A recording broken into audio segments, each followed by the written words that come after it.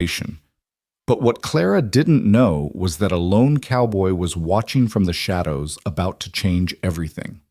Stay with me, friends, and comment your city below. Let's see how far this story travels. The spring of 1883 arrived late to Montana Territory, but Clara Monroe didn't mind the lingering cold. She pressed her face against the train window, watching the landscape transform from the gentle hills of Missouri to the raw, untamed beauty of the West. Each mile that passed beneath the wheels of the Northern Pacific Railroad carried her further from everything she'd ever known and closer to what she believed would be her new life. "Red Bluff, next stop," the conductor called out, his voice barely audible over the screech of brakes and the hiss of steam. Claire's heart hammered against her ribs as she smoothed her best dress, a pale blue cotton with delicate lace at the collar that her mother had helped her sew specifically for this moment. She'd sold everything to afford this journey. Her grandmother's silver brush set the small plot of land her father had left her, even the rocking chair her mother had nursed her in as a baby. All of it converted to cash, then converted to hope, then converted to this single train ticket that would carry her to Albert Morrison. She pulled his latest letter from her reticule, though she'd memorized every word weeks ago. His handwriting was bold and confident, just like the man himself seemed to be through his words. "My dearest Clara Sus," it began.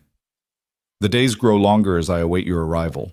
I've prepared everything for our life together. The house needs a woman's touch, but it's sturdy and warm. The ranch is small but profitable. I promise you'll want for nothing least of all, love. Yours eternally, Albert." 6 months of correspondence had led to this moment. 6 months since she'd answered his advertisement in the Matrimonial Times, one of dozens of lonely men seeking wives to join them in the frontier. But Albert's letters had stood apart. He wrote of poetry and sunsets of dreams bigger than the Montana sky, of a loneliness that echoed her own.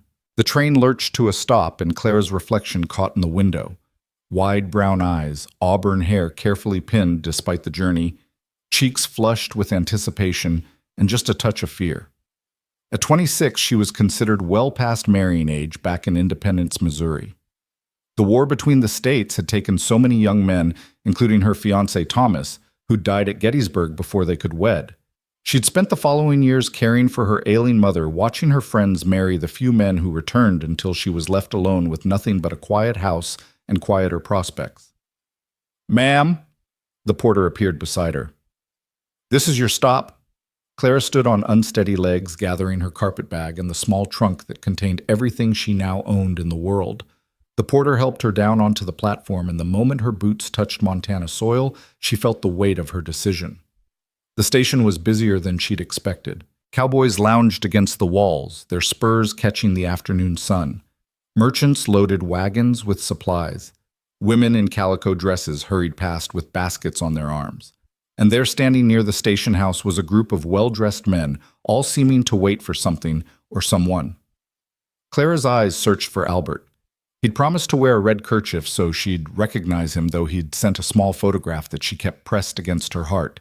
She spotted the red fabric immediately worn by a tall man with sandy hair and a confident stance.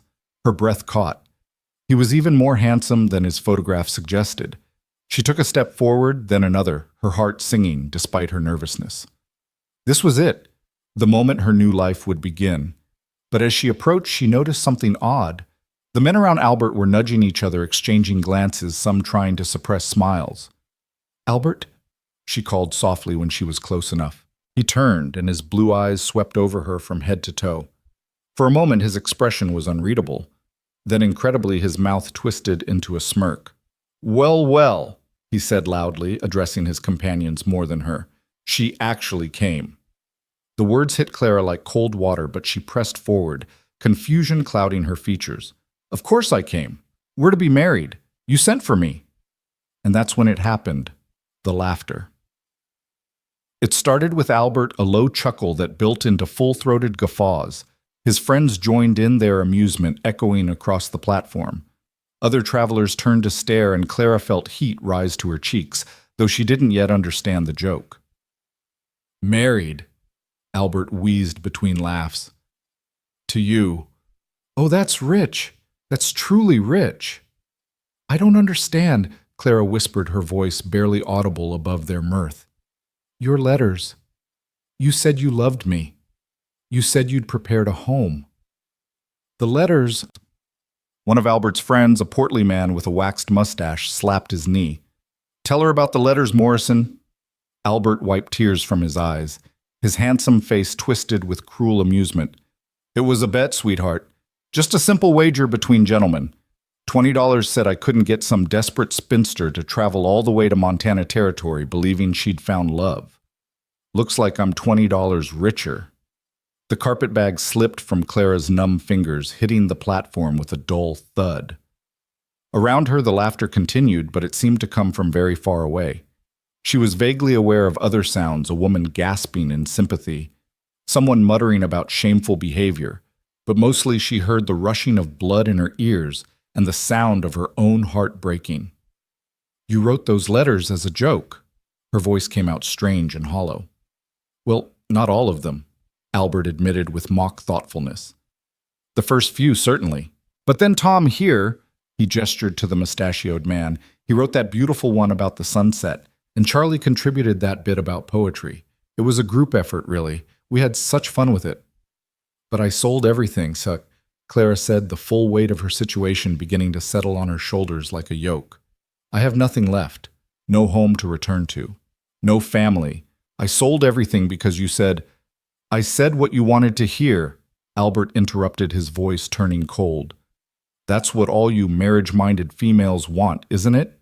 Pretty words and promises. Well, you got them. Consider it a lesson learned. Clara stood perfectly still, feeling as if she'd turned to stone. She was dimly aware that she should cry, should scream, should do something, but her body wouldn't cooperate. She could only stand there, the subject of sport, while the crowd grew larger and the whispers grew louder. That's enough. The voice came from behind her, deep and steady like distant thunder. Clara didn't turn, couldn't turn.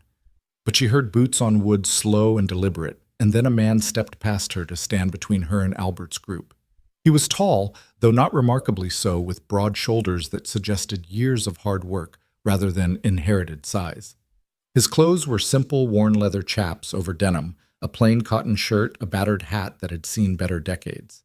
When he pushed that hat back slightly, Clara glimpsed dark hair and eyes the color of strong coffee. He wasn't handsome in the polished way Albert was. His face was weathered, marked by sun and wind, with a day's worth of stubble shadowing his jaw. But there was something solid about him, something real.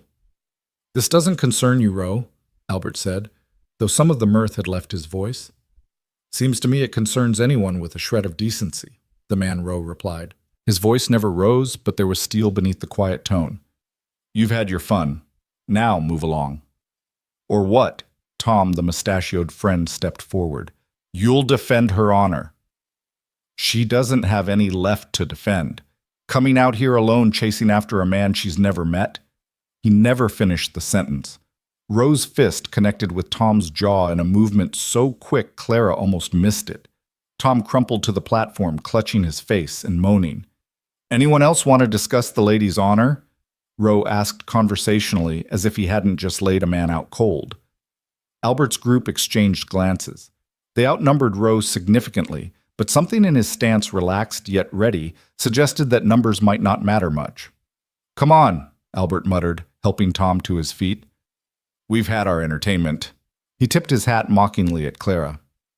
Good luck, sweetheart. You're going to need it. They sauntered away, their laughter resuming once they'd put some distance between themselves and Ro. The crowd began to disperse as well, though Clara caught plenty of pitying looks and heard more than a few whispered comments about that poor girl and those awful men. Soon it was just Clara and the stranger standing on the platform. She still hadn't moved, couldn't seem to make her body obey her commands. The stranger Ro turned to face her, and she saw his expression soften slightly. Ma'am, he said quietly, do you have somewhere to go? The question broke whatever spell had held her frozen. Clara felt her knees buckle, and she would have fallen if Ro hadn't caught her elbow, steadying her with surprising gentleness. No, she whispered. I don't have anywhere. I don't have anything. I sold it all, everything, for this, for him, for a lie. Tears came then, hot and humiliating, streaming down her cheeks as the full magnitude of her situation crashed over her. She was alone in a frontier town thousands of miles from home, though she had no home now with barely enough money for a few nights in a boarding house. After that, she couldn't even think about after that. Easy now. Roe set his grip on her elbow firm, but not constraining. Let's get you somewhere you can sit down proper. He guided her to a bench against the station wall, retrieved her dropped carpet bag, and somehow produced a handkerchief from his pocket. It was clean but worn with the letters SR, embroidered in one corner. Clara took it gratefully, trying to stem the flow of tears.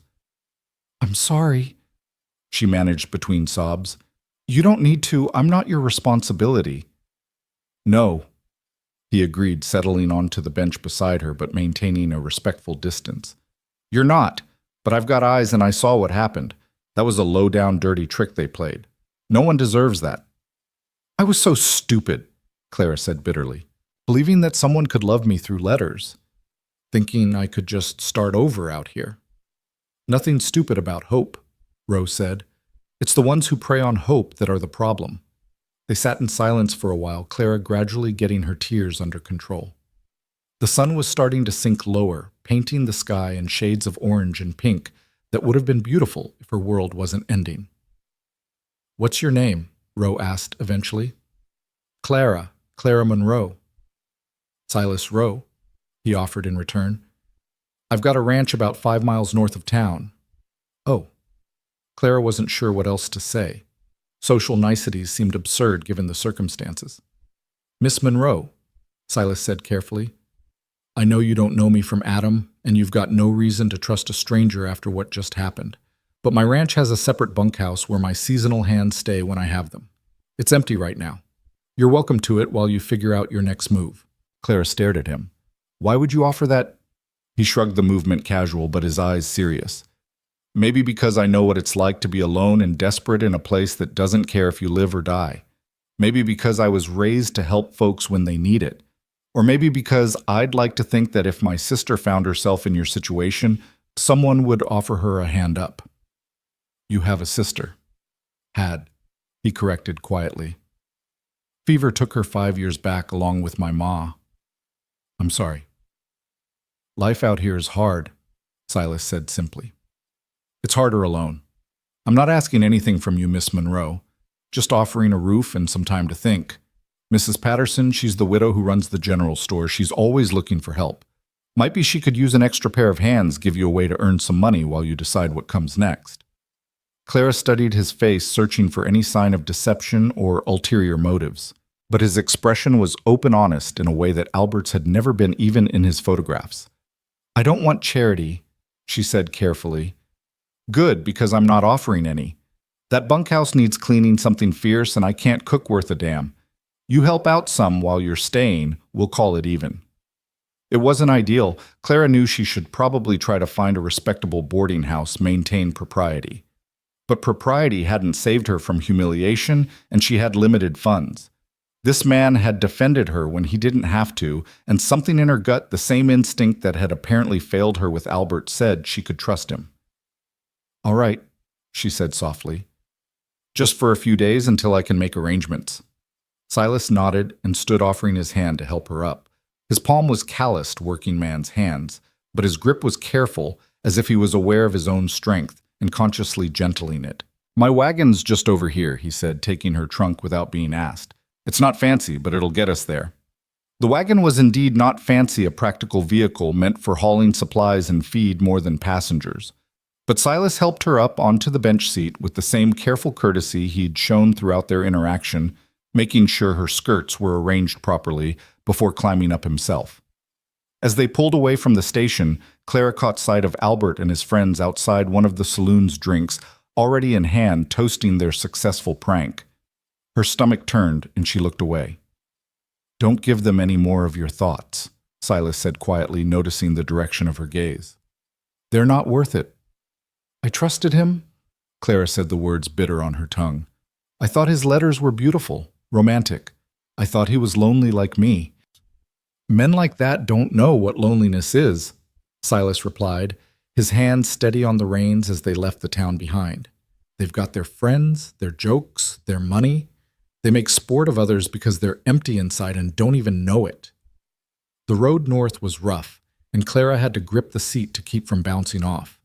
The landscape opened up around them, vast stretches of grassland dotted with patches of snow that hadn't quite melted yet, mountains rising in the distance like purple shadows against the darkening sky. "It's beautiful," Clara said, almost surprised to find she could still notice beauty after the day's events. "It is," Silas agreed. "Hard and unforgiving sometimes, but beautiful. Been here 8 years now, and it still takes my breath away some mornings." 8 years. "Where are you from originally?" "Ohio originally, but I fought in the war, and after, I couldn't seem to settle back into civilized life. Too many ghosts. Too much noise. Came out here looking for quiet and space." "Did you find it?" He glanced at her, and she thought she saw the hint of a smile. "Found quiet, sure enough, maybe too much of it sometimes." They rode in companionable silence for a while, the only sounds the creak of wagon wheels and the steady clop of horse hooves. Clara found it surprisingly soothing after the chaos at the station. She studied the landscape, trying to imagine making a life here. It seemed impossible now with her plans in ruins, but something about the vastness of it suggested that anything could be started over, rebuilt, reimagined. "There," Silas said, eventually pointing ahead. "That's my place." Clara looked and saw a modest but well-maintained ranch nestled in a natural valley. The main house was single-story, built of logs with a stone chimney that was already releasing smoke into the evening air. A barn stood nearby, sturdy and practical, and she could see a chicken coop and what looked like a vegetable garden still dormant from winter. The bunkhouse Silas had mentioned sat a respectful distance from the main house, close enough for convenience but far enough for propriety. "You built all this yourself?" "Most of it," Silas confirmed. "Had some help with the barn. A man can't raise a barn alone no matter how stubborn he is." As they pulled up to the house, a dog came bounding out, a mixed breed with more enthusiasm than sense, barking joyfully at Silas's return. "That's Duke," Silas said. "He's got no manners, but he's harmless."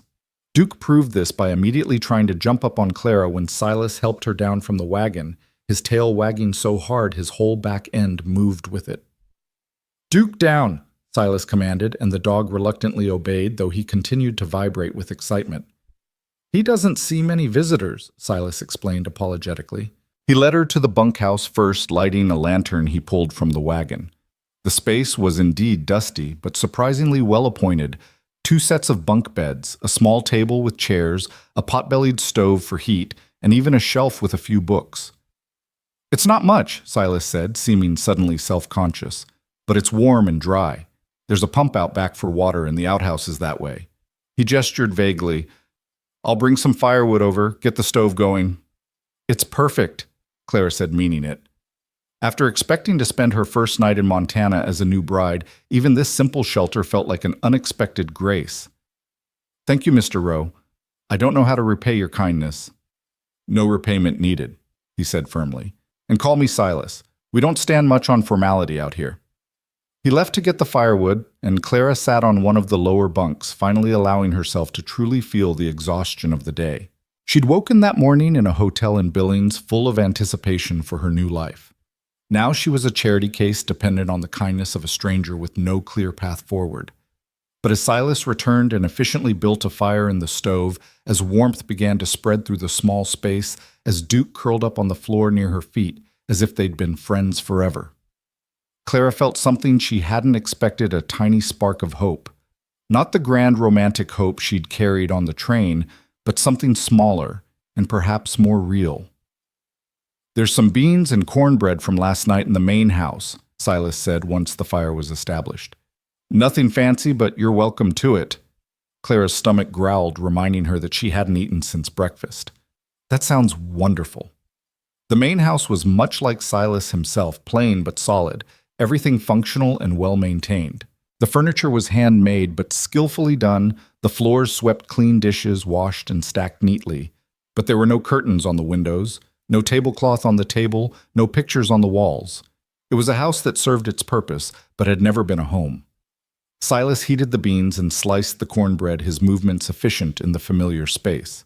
Clara sat at the table, watching him work and trying to reconcile this quiet, kind man with the violence she'd seen him capable of at the station.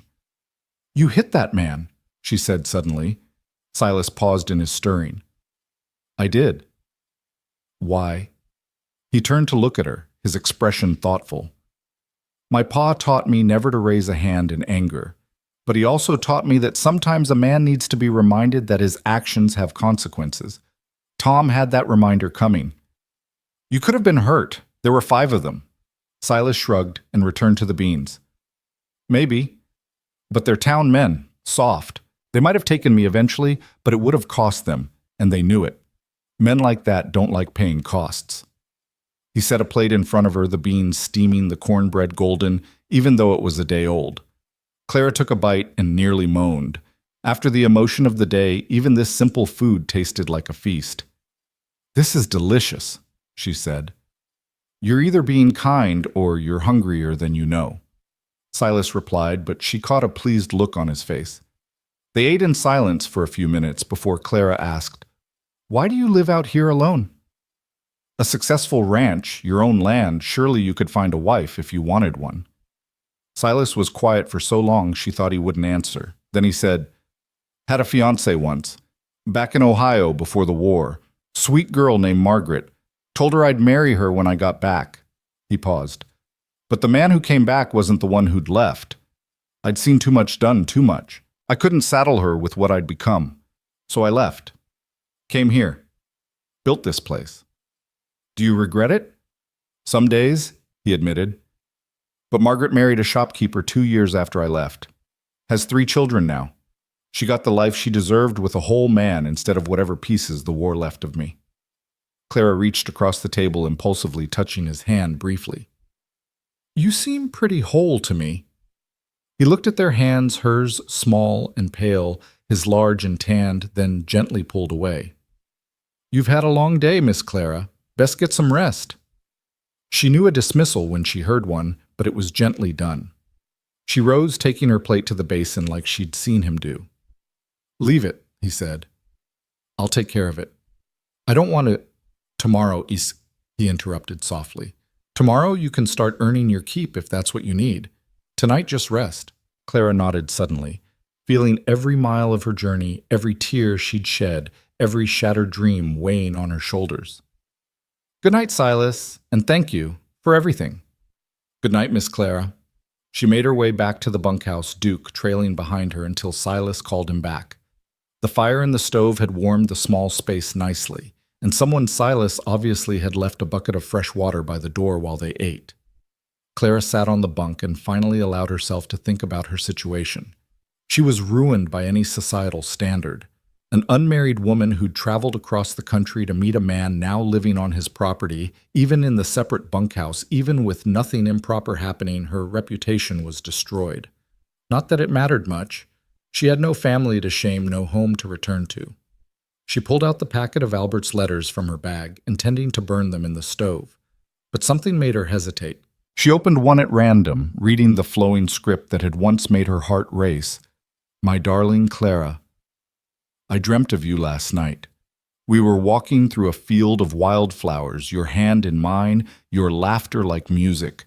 I wake each morning hoping this will be the day you arrive, the day my real life begins. Now knowing the truth, she could see the mockery in every word. How they must have laughed Albert and his friends, thinking up romantic phrases, each trying to outdo the other in flowery sentiment. How pathetic she must have seemed responding with her own earnest letters, pouring out her heart to men who saw her as nothing but a joke. She fed the letters to the stove one by one, watching Albert's lies turn to ash. With each letter that burned, she felt something inside her harden. She'd been a fool, yes, but she wouldn't be one again. Trust was a luxury she could no longer afford. The last letter was the first one she'd received, the one that had started it all. She almost threw it in with the others, but stopped. This one she'd keep, she decided, a reminder of the cost of believing in fairy tales. Outside she heard the low murmur of Silas's voice, probably talking to Duke. The sound was oddly comforting. He'd asked nothing of her, expected nothing, just offered help when she desperately needed it. But Clara knew better now than to mistake kindness for anything more. She'd learned that lesson at the train station, learned it hard and public and painful. She prepared for bed, washing her face with the cold water, changing into her nightgown behind the blanket she'd hung for privacy, even though she was alone. The bunk was surprisingly comfortable, the blankets clean, if rough. As she lay there listening to the unfamiliar sounds of the Montana night wind through grass, the distant howl of something wild, the settling of the building around her, Clara made herself a promise. She would survive this. She would find work, save money. Maybe eventually make it to California or Oregon, somewhere she could start over properly. She would be practical, sensible, all the things she should have been before. But even as she made these resolutions, even as she built walls around her broken heart, she couldn't quite forget the gentle way Silas had helped her from the wagon, the quiet anger in his voice when he'd confronted Albert, the simple kindness of beans and cornbread offered without expectation. Stop it, she told herself firmly. That kind of thinking was what got her here in the first place. Silas Rowe was a good man clearly, but that didn't mean anything beyond a temporary roof over her head. She wouldn't mistake basic human decency for something more. Not again. But as sleep finally claimed her, her dreams were not of Albert's cruel laughter or the humiliation at the train station. Instead, she dreamed of steady hands on wagon reins and coffee-colored eyes that looked at her like she was a person, not a joke. She woke once in the night, disoriented, forgetting for a moment where she was. Then it all came back, the train, the laughter, the kindness of a stranger. She could hear Duke barking at something in the distance, then Silas's voice calling him back. The sound was reassuring somehow, knowing someone else was awake in the darkness.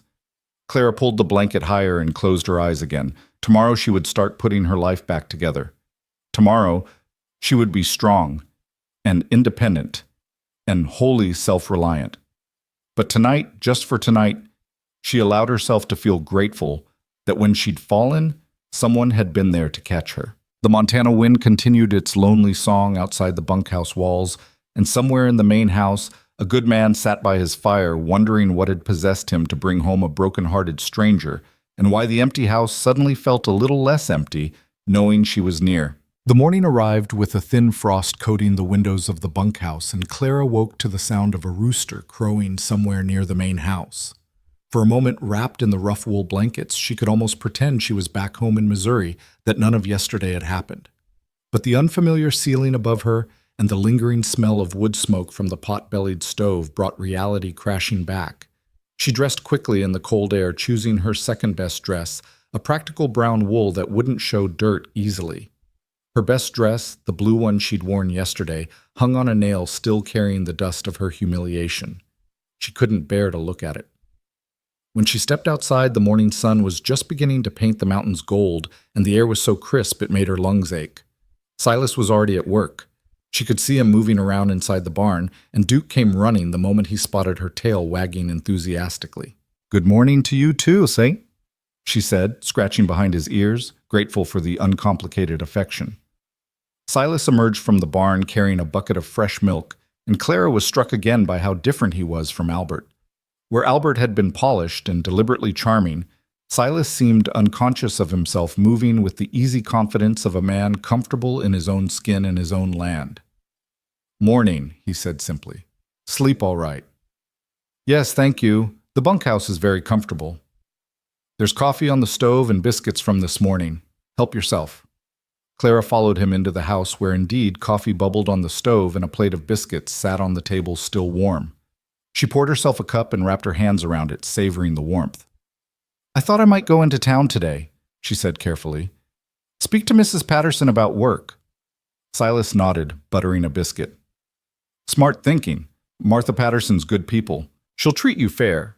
He paused, then added, "Though you might want to wait a day or two. Let the dust settle from yesterday."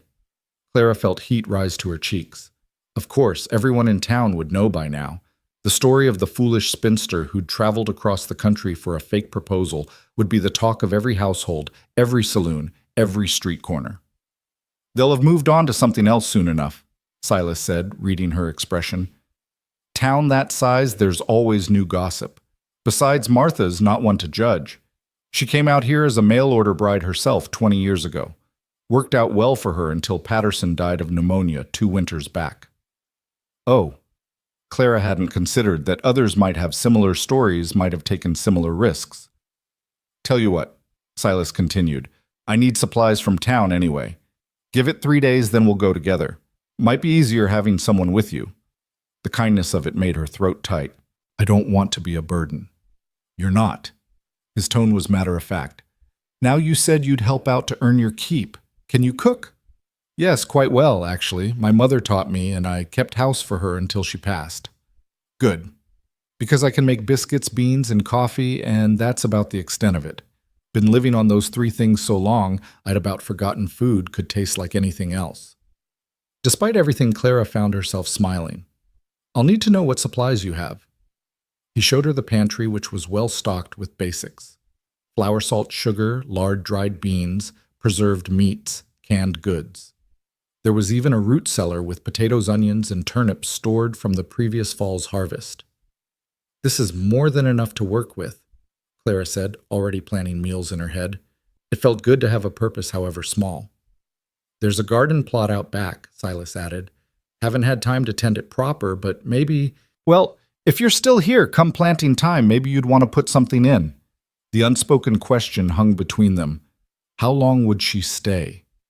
Clara didn't have an answer. She couldn't impose on his hospitality indefinitely, but she had nowhere else to go. We'll see, she said softly. Silas left her to explore the kitchen while he returned to his work. Clara tied an apron around her waist. She found it hanging on a hook, clearly unused for years, and set about familiarizing herself with the space. Everything was clean but basic, functional, but not homey. No woman's touch had blessed this kitchen in a long time, if ever. She started with something simple for the midday meal, a pot of soup using some of the dried beans and preserved pork with onions and potatoes from the root cellar. While it simmered, she mixed dough for fresh bread, finding a satisfaction in the familiar rhythm of kneading. As she worked, she found herself watching Silas through the window. He was repairing a section of fence, his movements efficient and economical. There was something almost meditative about the way he worked, completely absorbed in the task at hand. Duke lay nearby, occasionally lifting his head to check on his master's progress. When had a man last cooked for her, Clara couldn't remember. Even Thomas, her long-dead fiancé, had never done such a thing. Men didn't cook for women. It simply wasn't done. But Silas had heated those beans for her last night without a second thought, as natural as breathing. The bread was in the oven and the soup was bubbling when Silas came in for dinner lunch. She supposed they called it out here. He stopped in the doorway, sniffing appreciatively. That smells like heaven, he said. It's just soup, Claire replied, suddenly self-conscious.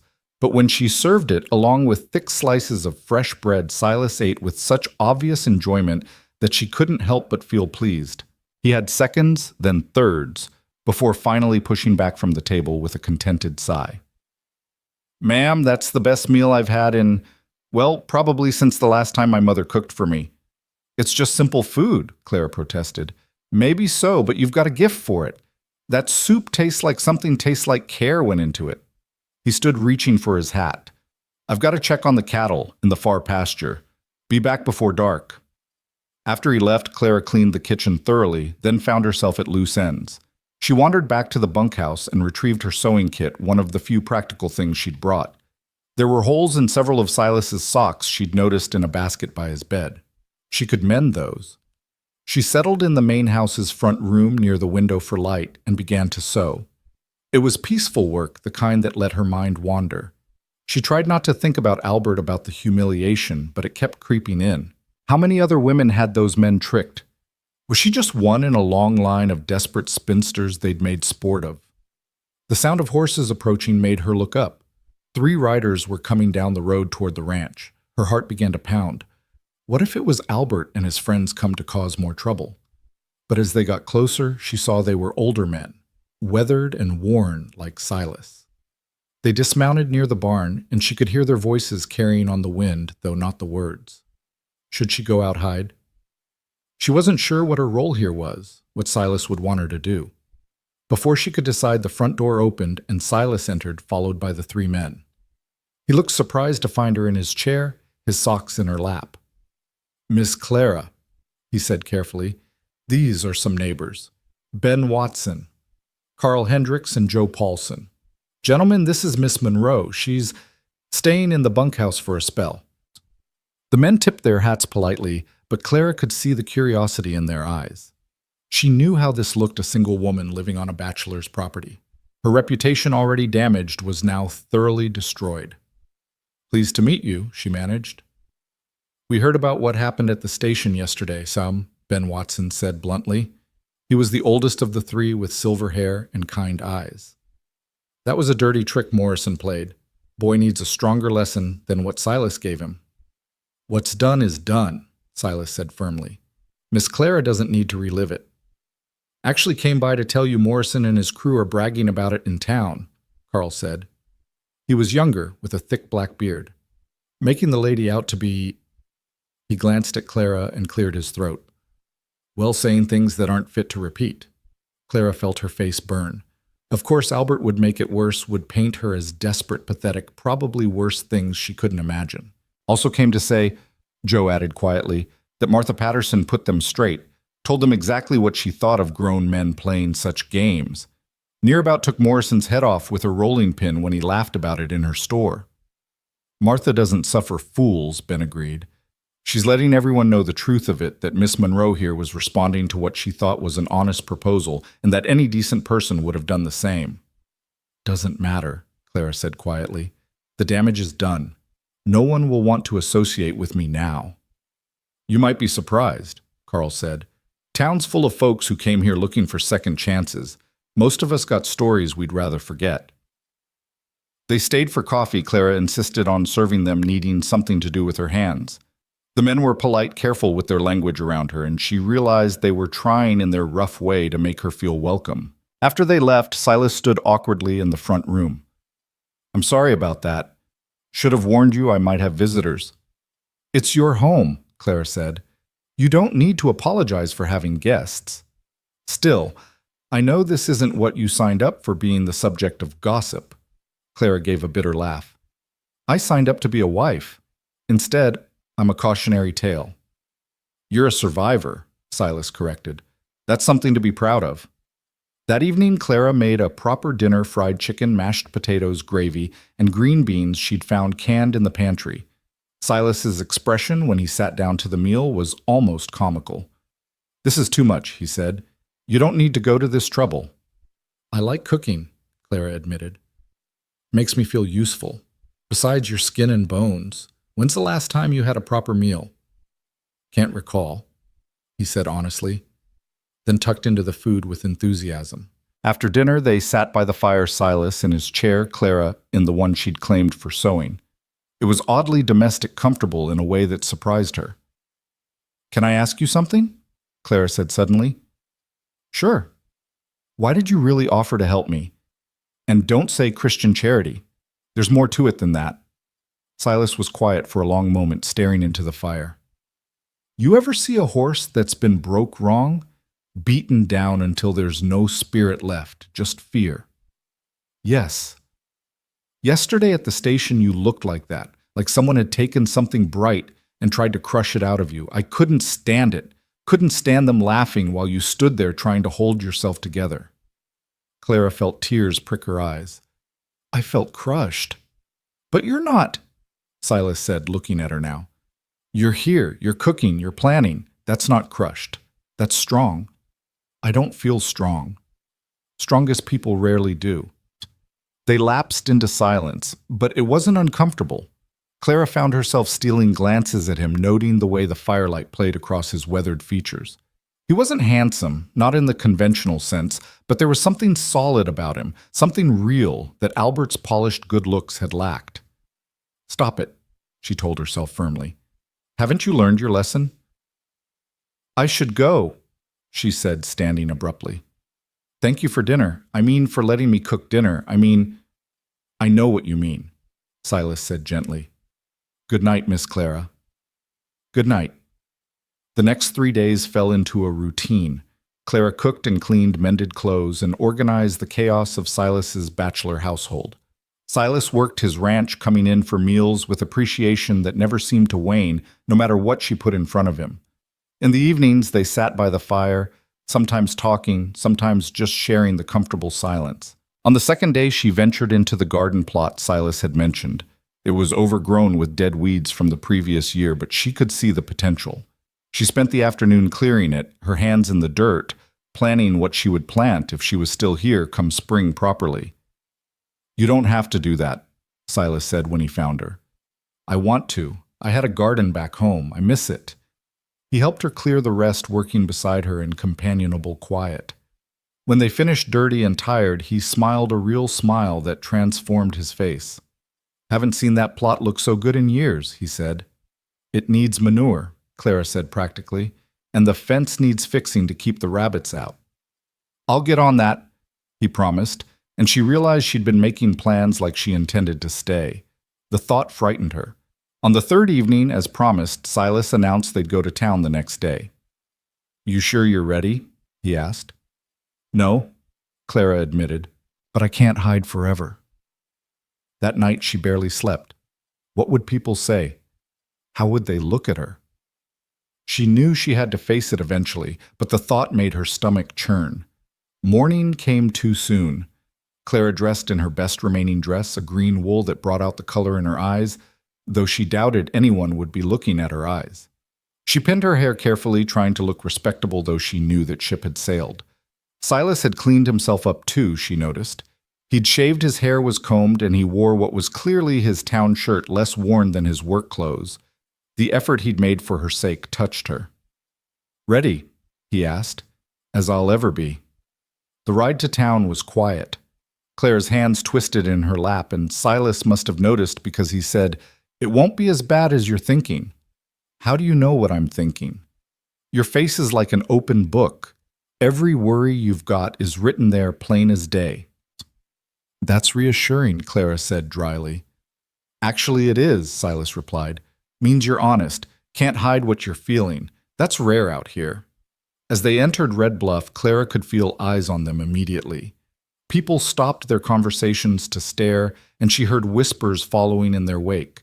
She kept her eyes forward, her chin up, though she wanted nothing more than to hide. Silas pulled up in front of Patterson's general store. "I'll be right here," he said. "Take your time." Clara climbed down and walked into the store on shaking legs. A bell chimed as she entered, and a woman behind the counter looked up. Martha Patterson, presumably. She was in her 40s, with graying hair pulled back in a severe bun, but her eyes were kind. "You must be Miss Monroe," she said without preamble. "I've been expecting you." "Mrs. Patterson, I was wondering if you might have any work available." "Of course I do," Martha interrupted. "Can't manage this whole store by myself, and my back isn't what it used to be. Can you read and write?" "Yes, ma'am." "Do figures?" "Yes." "Then you're hired. $1 a day, 6 days a week. Sundays off for church if you're inclined. You can start Monday if that suits." Clara blinked, surprised by the swift decision. "Don't you want references or Honey," Martha said, coming around the counter to take Clara's hands. "Any woman brave enough to travel across this country for love and strong enough to hold her head up after what those bastards, pardon my language, did to you is someone I want working for me. Besides, Silas Rowe doesn't take in strays. If he's vouching for you, that's reference enough." We're not, Clara stammered. "I know exactly what you're not," Martha said with a knowing smile. "That man's been alone too long, and from what I hear, you could use a friend. Nothing wrong with that." The bell chimed again, and Clara's blood ran cold as Albert Morrison walked in, flanked by 2 of his friends. His eyes landed on her immediately, and his smirk made her stomach turn. "Well, well, the blushing bride. How's married life treating you?" "You're not welcome in my store," Martha said sharply. "Now, Martha, I'm a paying customer." "Not anymore, you're not. Get out." "Come now, I was just having some fun with Miss Monroe here. No harm done." "No harm." Clara found her voice anger overriding her humiliation. "You convinced me to sell everything I owned to travel thousands of miles for your amusement. You destroyed my life for a $20 bet." Albert shrugged. "Not my fault you were desperate enough to believe it." The door chimed again, and Silas entered. He took in the scene with one glance and moved to stand beside Clara, not touching her but close enough that she could feel his solid presence. "Morrison," he said quietly, "you've had your say. Move along. Or what row you'll hit me like you hit Tom. There are witnesses here. Witnesses who saw you harassing a lady after Mrs. Patterson asked you to leave her establishment. Silas replied calmly. Judge Morgan's not going to look kindly on that. Albert's face reddened. She's no lady. Any woman who'd travel across the country to marry a stranger. He never finished the sentence. This time it was Martha who acted, bringing her heavy rolling pin down on Albert's hand where it rested on her counter. He yelped, jerking back. You ever speak about Miss Monroe again in my store or anywhere else I might hear about it, and you'll lose more than the use of that hand for a few days, Martha said sweetly. Now get out before I decide to aim for your head. Albert and his friends retreated, but not before Albert shot Clara a look of pure venom. She knew she'd made an enemy, but found she didn't care. She was too tired of being afraid. Thank you, she said to Martha. No thanks needed. Been wanting to do that for years. Boy's had it coming since he was knee-high. Clara completed her arrangement with Martha, agreeing to start work on Monday. When she emerged from the store, she found Silas loading supplies into the wagon, acting as if the confrontation hadn't happened. All settled? He asked. Yes, I start Monday. Good. Martha will treat you fair. They made a few more stops, the feed store, the blacksmith, and everywhere Clara felt eyes on them. Some were curious, some pitying, but a surprising number were sympathetic. Several women nodded to her small gestures of solidarity that meant more than they could know. As they were preparing to leave, an elegant woman in an expensive dress approached them. Clara recognized her as the banker's wife, one of the town's social leaders. Miss Monroe, she said formally, I wanted to express my sympathy for your unfortunate situation. Thank you, Clara said carefully, not sure where this was going. However, the woman continued, I feel I should warn you that your current arrangement is highly improper. Living on Mr. Rowe's property without benefit of marriage or proper chaperoning. Mrs. Hartley, Silas interrupted, his voice hard. Miss Monroe is staying in my bunkhouse while she gets on her feet. There's nothing improper about Christian charity. Nevertheless, people will talk. People are already talking, Clara said, finding her spine. They've been talking since I stepped off that train. At least now they're talking about my supposed impropriety rather than my humiliation. I'd call that an improvement. Mrs. Hartley huffed and swept away, but Clara caught several approving looks from other women who'd overheard. On the ride home, Clara felt exhausted but oddly victorious. She'd faced the town, faced Albert, and survived. You did good, Silas said simply. I wanted to run, but you didn't. That's what counts. That evening, as Clara served dinner a venison stew she'd had simmering all day, she found herself really looking at Silas for the first time. Not comparing him to Albert or Thomas or anyone else, but seeing him as he was. The steady way he moved, the careful way he spoke, the kindness that seemed as natural to him as breathing. Why haven't you married? She asked suddenly, then immediately regretted it. I'm sorry, that's none of my business. It's all right, Silas said. Told you about Margaret. After that, just never found anyone who... He paused, searching for words. Never found anyone who made me want to try again. Building something with someone trusting them with everything that's not a small thing. No, Clara agreed softly. It's not. What about you? Before Albert, I mean. You mentioned someone who died in the war. Thomas. We were engaged. He was sweet young. We both were. I'm not sure it would have worked honestly. We wanted such different things. He wanted adventure to see the world. I wanted a home, children, roots. She smiled sadly. I suppose I got adventure after all, just not the kind I expected. Adventure's overrated, Silas said. Give me a quiet life any day. After dinner, instead of retiring to the bunkhouse immediately, Clara lingered.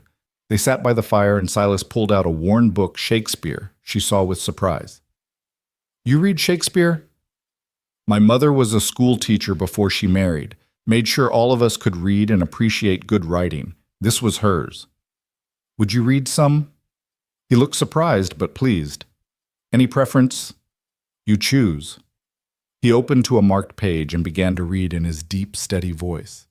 It was from Much Ado About Nothing, the scene where Benedict and Beatrice finally admit their love. His reading was unpracticed but sincere, and Clara found herself transported. When he finished the scene, they sat in comfortable silence. Finally, Clara stood to leave. "Thank you," she said, "for today, for everything." "You don't need to keep thanking me." "Yes, I do. You gave me hope when I had none. That's not a small thing either." She left before he could respond, but she thought she saw something warm in his eyes, something that made her heart beat faster despite all her resolutions to be sensible. Back in the bunkhouse, Clara sat on her bed and thought about the day. She'd expected it to be horrible, and parts of it had been, but she'd also found unexpected allies, unexpected strength, and in Silas's quiet presence, unexpected comfort. She thought about his hands holding that book, work-roughened but gentle with the pages, the way his voice had softened over the poetry, the way he'd stood beside her in the store, not fighting her battles for her, but letting her know she wasn't fighting alone. No, she told herself firmly. She wouldn't make that mistake again. Silas was a good man offering help to someone in need. That was all. She wouldn't read more into it, wouldn't build another fantasy that would only lead to heartbreak. But as she drifted off to sleep, she couldn't quite forget the way he'd said her name, Miss Clara, like it was something precious, something worth protecting. The days settled into a rhythm. Monday through Saturday, Clara worked at Patterson's store, learning the inventory, helping customers, keeping the books. Martha was a good employer, patient and fair, and Clara found she enjoyed the work. It kept her mind busy and gave her a sense of purpose. In the evening, she returned to the ranch and cooked dinner for Silas. They ate together, talked about their days, then sat by the fire. Sometimes he read to her. Sometimes they just enjoyed the quiet. It was domestic in a way that should have felt dangerous given her recent heartbreak, but instead felt healing. Sundays were different. Clara would pack a lunch, and she and Silas would ride out to different parts of his land. He showed her the creek where he watered his cattle, the grove of cottonwoods where deer gathered at dawn, the rise where you could see for 50 miles on a clear day. "It's beautiful," she said one Sunday, standing on that rise with the wind whipping her hair. "It's home," Silas said simply, but he was looking at her when he said it. 3 weeks passed this way. Clara's small savings from her work began to accumulate. She could have afforded to move to the boarding house in town, but neither she nor Silas mentioned it. The bunkhouse had become her refuge, the ranch her sanctuary. One evening, as she was closing up the store, Albert Morrison appeared. Martha had already left and Clara was alone. Her heart began to pound, but she kept her voice steady. "We're closed." "I'm not here to shop." He moved closer, and she could smell whiskey on his breath. "I'm here to make you an offer." "I'm not interested in anything you have to offer." "Sure about that? See, your reputation's ruined. No decent man will have you now, not after you've been living with Roe, but I might be willing to overlook that for the right price." Clara felt sick. "What are you talking about?" "I'm talking about a business arrangement. You warm my bed when I want it, and I'll keep you comfortable. Better than being Roe's charity case." The rage that filled Clara was unlike anything she'd ever felt. "Get out." "Think about it," Albert said, reaching out to touch her cheek. Clara slapped his hand away. "I said get out." "Feisty. I like that." The door burst open and Silas stood there, having arrived to walk her home, as he'd taken to doing. He took in the scene, Albert standing too close, Clara backed against the counter, and his expression turned dangerous. "Morrison, step away from her." "Just having a friendly chat with Miss Monroe." "Didn't look friendly from where I'm standing." Albert sneered. "What are you going to do? Roe hit me again in front of the lady." "No," Silas said calmly. "I'm going to give you one chance to leave. Then I'm going to make sure you never bother Miss Clara again." Something in his tone must have penetrated Albert's whiskey-soaked brain because he backed toward the door. "This isn't over, though," he said. "Yes, it is," Clara said, finding her voice. "If you come near me again, I'll have you arrested. Judge Morgan has a daughter. I doubt he'd look kindly on a man who propositions women in such a manner." Albert left, slamming the door behind him. Clara's legs gave out, and she would have fallen if Silas hadn't caught her. "Did he hurt you?" "No, just scared me." Silas's jaw was tight with controlled anger. "He won't bother you again." "How can you be sure?" "Because tomorrow I'm going to have a talk with Judge Morgan and Sheriff Watson and anyone else who needs to know what kind of man Albert Morrison really is." Clara looked up at him. His arms still around her and felt something shift in her chest. This wasn't just kindness anymore. This was protection, fierce and personal. "Silas," she whispered. "Don't," he said softly, releasing her and stepping back. "Don't say anything. Not now. Not when you're scared and grateful. That's not what I want." "What do you want?" He was quiet for a long moment, then said, "I want you to be safe, happy, free to make your own choices without fear or obligation. And if I choose to stay, then you stay because you want to, not because you need to." They walked home in silence, but it was charged with unspoken words, unacknowledged feelings. Clara knew she was standing on the edge of something, but after Albert, after the humiliation and heartbreak, she was terrified to take another step. That night she lay in her bunk and thought about the differences between the two men. Albert had promised her poetry and passion in letters, but delivered cruelty and humiliation in person. Silas had promised her nothing but shelter, but had delivered safety, respect, and something that might be growing into more. The next morning, true to his word, Silas went to town early. Clara didn't know what he said to whom, but Albert Morrison left Red Bluff that very day, supposedly to visit relatives in California. The general consensus was that he'd been encouraged to make the trip and not return. "You didn't have to do that," Clara said that evening. "Yes, I did. Man like that doesn't stop unless someone makes him. Thank you. Stop thanking me for doing what any decent man would do." "But you're not just any man," Clara said softly, then caught herself. "I mean—" "I know what you mean," Silas said, and there was something in his eyes that made her heart race. They stood there looking at each other across the kitchen table, and Clara felt the air grow thick with possibility. But then Duke barked at something outside, breaking the spell, and the moment passed. Later, sitting by the fire while Silas read from Romeo and Juliet, a terrible choice, Clara thought, given the circumstances, she found herself studying his profile in the firelight. The strong line of his jaw, the way his brow furrowed slightly when he concentrated, the careful way he turned the fragile pages. She was falling for him. Despite all her resolutions, all her promises to herself to be sensible, she was falling for this quiet, steady man who read Shakespeare and defended her honor and looked at her like she was something precious. The thought terrified her. What if she was wrong again? What if she was mistaking kindness for something more? What if Silas was just being decent and she was building another fantasy that would leave her heartbroken? But then he looked up from the book, caught her staring, and smiled that rare, transformative smile that made him almost handsome. "You all right?" "Yes," she lied. He didn't look convinced, but didn't push. That was another thing about Silas, he never pushed. He was just there, solid and constant as the mountains, offering what he could without asking for anything in return. As spring truly arrived, the snow melting from all but the highest peaks, Clara found herself planning beyond the next day or week. She started the garden properly with Silas's help. They worked side by side, planting seeds that wouldn't bear fruit for months, an act of faith in the future. "You sure you want to put in all this work?" Silas asked. One day, watching her carefully place tomato seedlings she'd started in the kitchen window. "It's a big commitment, a garden." "I'm sure," Clara said, understanding they were talking about more than vegetables. One evening, as they sat on the porch watching the sunset paint the sky in shades of pink and gold, Clara finally asked the question that had been haunting her. "Silas, what are we doing?" He was quiet for so long she thought he wouldn't answer.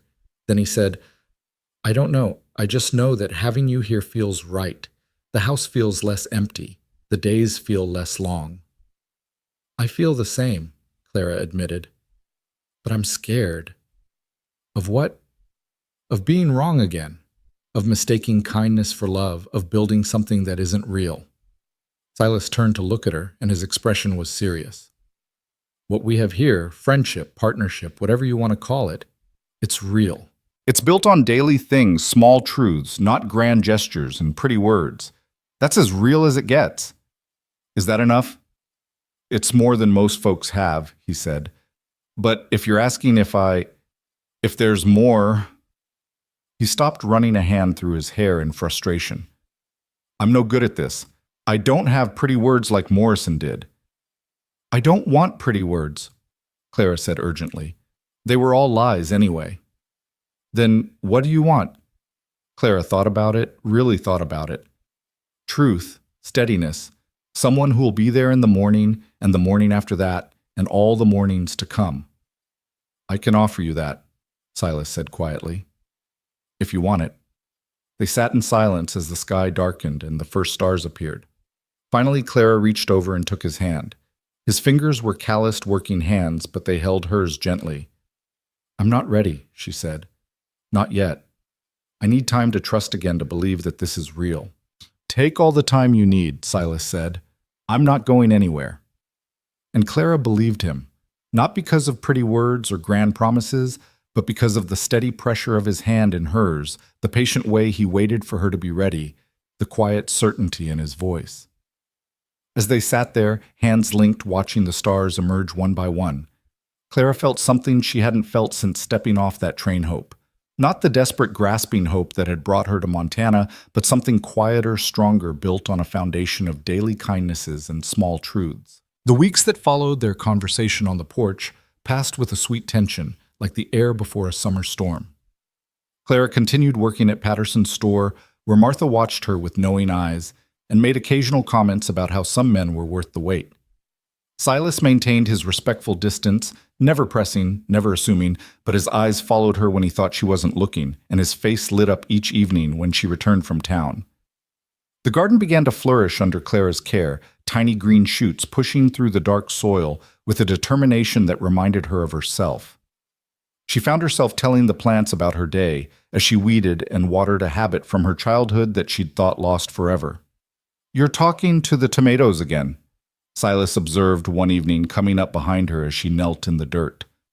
Clara flushed. My mother always said plants grow better when you talk to them. Makes sense, Silas said, crouching beside her. Everything grows better with attention and care. Their eyes met, and Clara knew he wasn't talking about plants. The moment stretched between them, full of possibility, but then Duke came barreling through the garden chasing after a rabbit, and they both laughed as Clara tried to save her seedlings from his enthusiastic pursuit. It was these moments that were slowly healing her heart, not grand gestures or passionate declarations, but the simple domesticity of shared laughter, comfortable silences, and the steady presence of a man who asked for nothing while offering everything.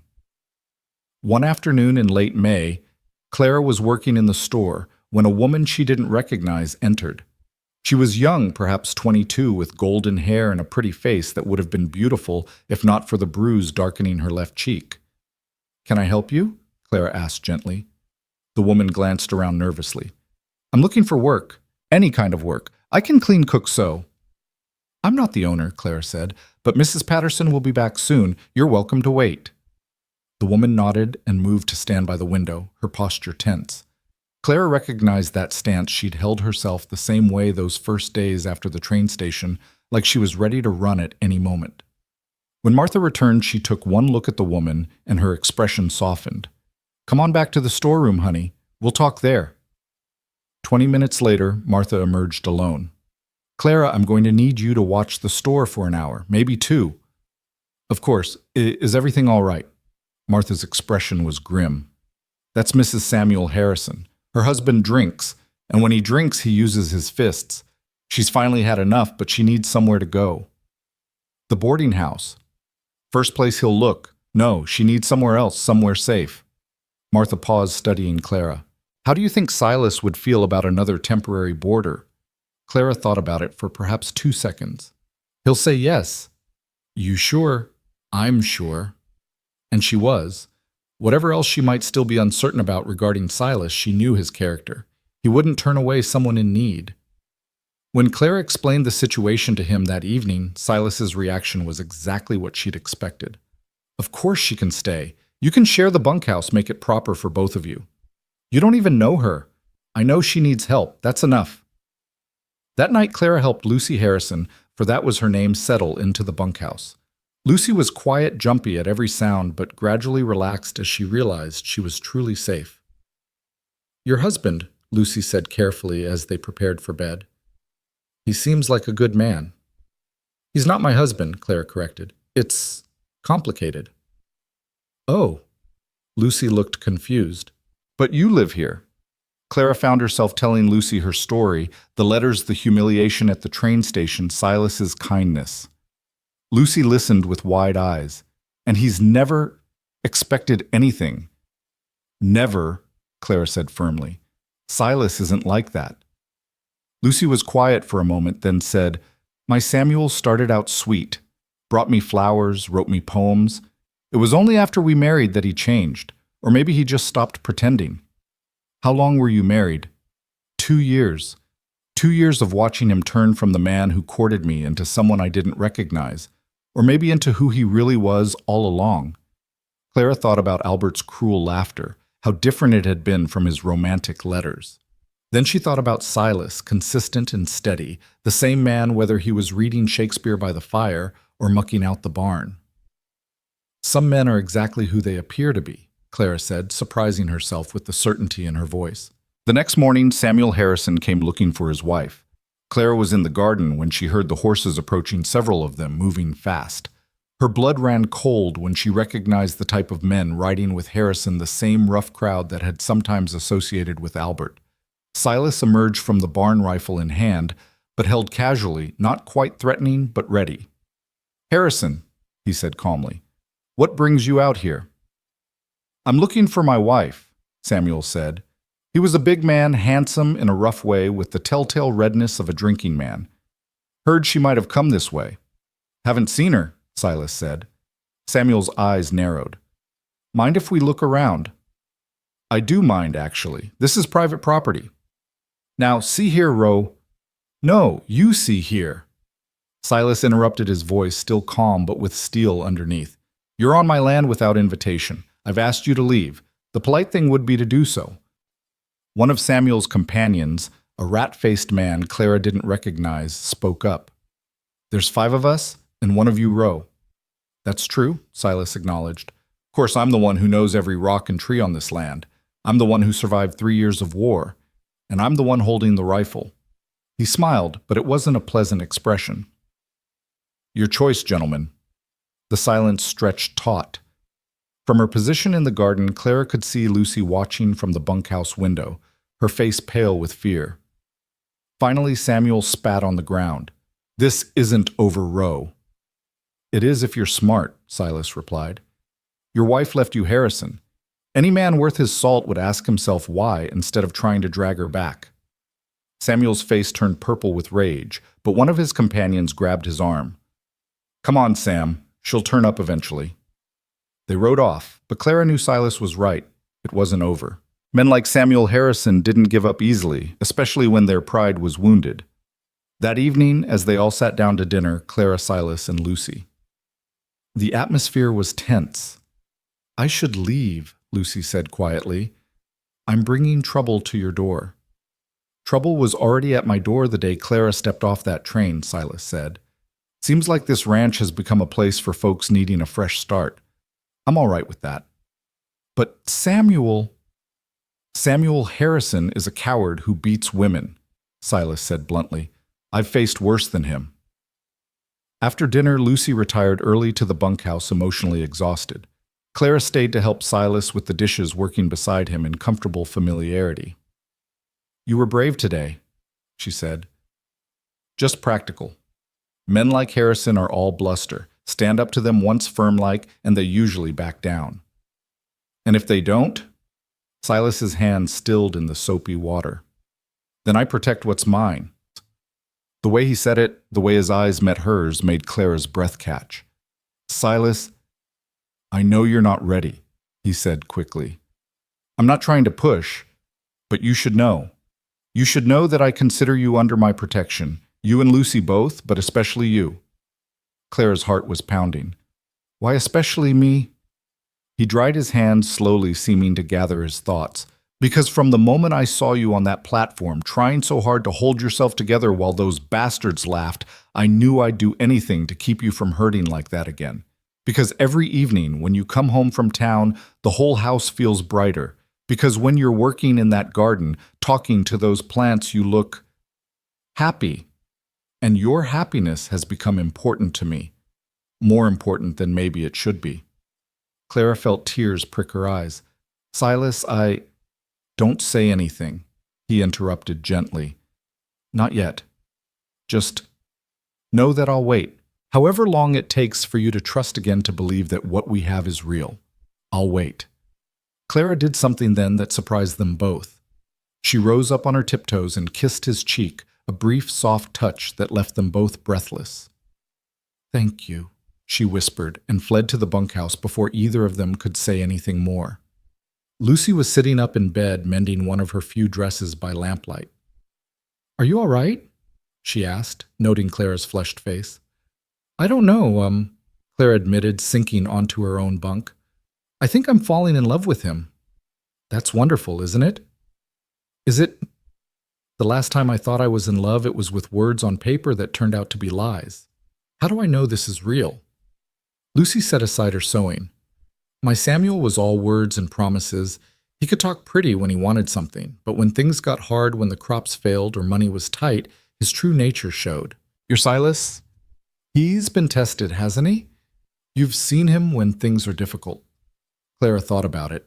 She'd seen Silas deal with Albert's cruelty, Samuel's threats, the daily challenges of ranch life. He'd been consistent throughout, steady, kind, protective, without being possessive. Yes? She said slowly. I have. And he's been the same man throughout. Yes. Then maybe that's your answer. Not the pretty words, but the consistent actions. The next few days passed quietly. Samuel Harrison didn't return, though everyone remained watchful. Lucy began to relax, incrementally helping Clara in the garden and around the house. She was a good worker and pleasant company, though occasionally Clara would catch her staring off into the distance with such sadness it made her heart ache. One afternoon, Clara returned from town to find Silas and Lucy in the yard, Silas teaching her how to shoot his old revolver. Every woman out here should know how to protect herself, he was saying as Clara approached. Lucy's hands shook as she held the weapon, but her jaw was set with determination. She fired the shot going wide, but Silas nodded encouragingly. Better. Remember, squeeze, don't pull. Clara watched them, struck by Silas's patience and Lucy's courage. These were people who'd been shaped by hardship, but not broken by it. That evening, a thunderstorm rolled in, the kind that made the whole house shake with each boom. Clara had always loved storms, but Lucy was terrified, curled up on her bunk with her hands over her ears. It's just noise, Clara said soothingly. Samuel always got meaner during storms, Lucy whispered. Said the thunder made his head hurt, and then he'd drink to make it stop hurting, and then… Clara held her while she cried, understanding all too well how the wrong man could ruin even nature's beauty. When the storm passed, Clara couldn't sleep. She wrapped a shawl around her shoulders and stepped outside, breathing in the clean, rain-washed air. The moon had emerged from behind the clouds, painting everything in silver, and the world felt new and fresh. She heard the porch door of the main house open and wasn't surprised to see Silas step out. He'd probably been unable to sleep too, though, for different reasons. They stood there 20 feet apart, looking at each other in the moonlight. Then, as if pulled by an invisible string, Clara found herself walking toward him. Couldn't sleep, he asked softly when she was close enough. The storm woke me. You, same. They stood side by side, not quite touching, looking out at the rain-silvered landscape. It's beautiful, Clara said. It is, Silas agreed, but when she glanced at him, he was looking at her, not the view. Silas, she said, her voice barely above a whisper. Clara. They turned toward each other, and Clara saw everything in his eyes, the longing, the patience, the love he hadn't yet put into words. She reached up her hand, trembling slightly, and touched his face. His skin was rough with stubble, warm despite the cool night air. I'm scared, she admitted. I know, he said, covering her hand with his. But I'm not Albert Morrison. I'm not going anywhere. What you see is what I am, a simple rancher who reads Shakespeare and can't cook worth a damn, and who thinks you're the finest woman he's ever met. I'm not fine, Clara protested. I'm damaged and suspicious, and… You're surviving, Silas corrected. You're brave and kind, and you make the best cornbread I've ever tasted. You brought life back to this place, Clara. To me. Clara felt tears sliding down her cheeks. I don't know how to trust again. Then don't, Silas said simply. Don't trust. Just be. Be here with me day by day. Let time show you what words can't prove. He was right, Clara realized. Trust couldn't be forced or rushed. It had to be built slowly, carefully, one day at a time. All right, she whispered. All right. I'll be here, day by day. We'll see what grows. Silas smiled that transformative smile that made her heart skip. Like your garden. Like my garden, Clara agreed. They stood there for a while longer, hands linked, watching the clouds race across the moon. It wasn't a declaration of love or a promise of forever. It was something smaller and therefore larger in agreement to try to be patient to let something real grow between them without forcing it. When Clara finally returned to the bunkhouse, Lucy was awake. Is everything all right? Lucy asked. I think so, Clara said. I think maybe it finally is. The next morning brought unexpected visitors. Clara was hanging laundry when she saw a buggy approaching, driven by a well-dressed older couple she didn't recognize. Behind them rode Judge Morgan and Sheriff Watson. Silas emerged from the barn, wiping his hands on his pants. Judge, Sheriff, what brings you out here? Judge Morgan, a distinguished man with silver hair and sharp eyes, climbed down from his horse. We need to speak with Mrs. Harrison. Lucy appeared in the doorway of the bunkhouse, her face pale. Has something happened to Samuel? In a manner of speaking, the judge said. He was arrested last night for killing a man in a bar fight, beat him to death with his bare hands over a card game. Lucy's knees buckled and Clara rushed to support her. The thing is, Sheriff Watson said, we've got 3 witnesses who say Harrison was talking about how he was going to come out here today and drag his wife home, and if Roe got in the way, he'd kill him too. The older couple had climbed down from their buggy, and the woman approached Lucy with gentle authority. My dear, I'm Mrs. Morgan, the judge's wife. You're safe now. That man will never hurt you again. Will he hang? Lucy whispered. Most likely he'll get life in prison, Judge Morgan said. But either way, you're free. Lucy began to sob great heaving sobs that seemed to come from her very soul. But Clara could tell they were tears of relief, not sorrow. Mrs. Morgan took charge, as women of her type often did. Now then, my dear, you'll come stay with us until you're back on your feet. I could use help with my correspondence, and you look like you have a neat hand. I couldn't impose, Lucy began. Nonsense. It's not an imposition if I'm asking. Besides, the judge is always complaining about my organizational skills. You'd be doing us a favor. As they prepared to leave, Lucy hugged Clara tightly. Thank you, she whispered, for everything. You'd have done the same for me, Clara said, and meant it. After they left, Clara and Silas stood in the yard watching the buggy disappear down the road. She'll be all right, Silas said. Yes, I think she will. And you? He turned to look at her. Will you be all right? Clara considered the question. A month ago, she would have said no. She'd been broken, humiliated, lost. But now standing in the yard of this ranch that had become home beside this man who'd become everything, she found she could answer honestly. Yes, she said. I will be all right. I am all right.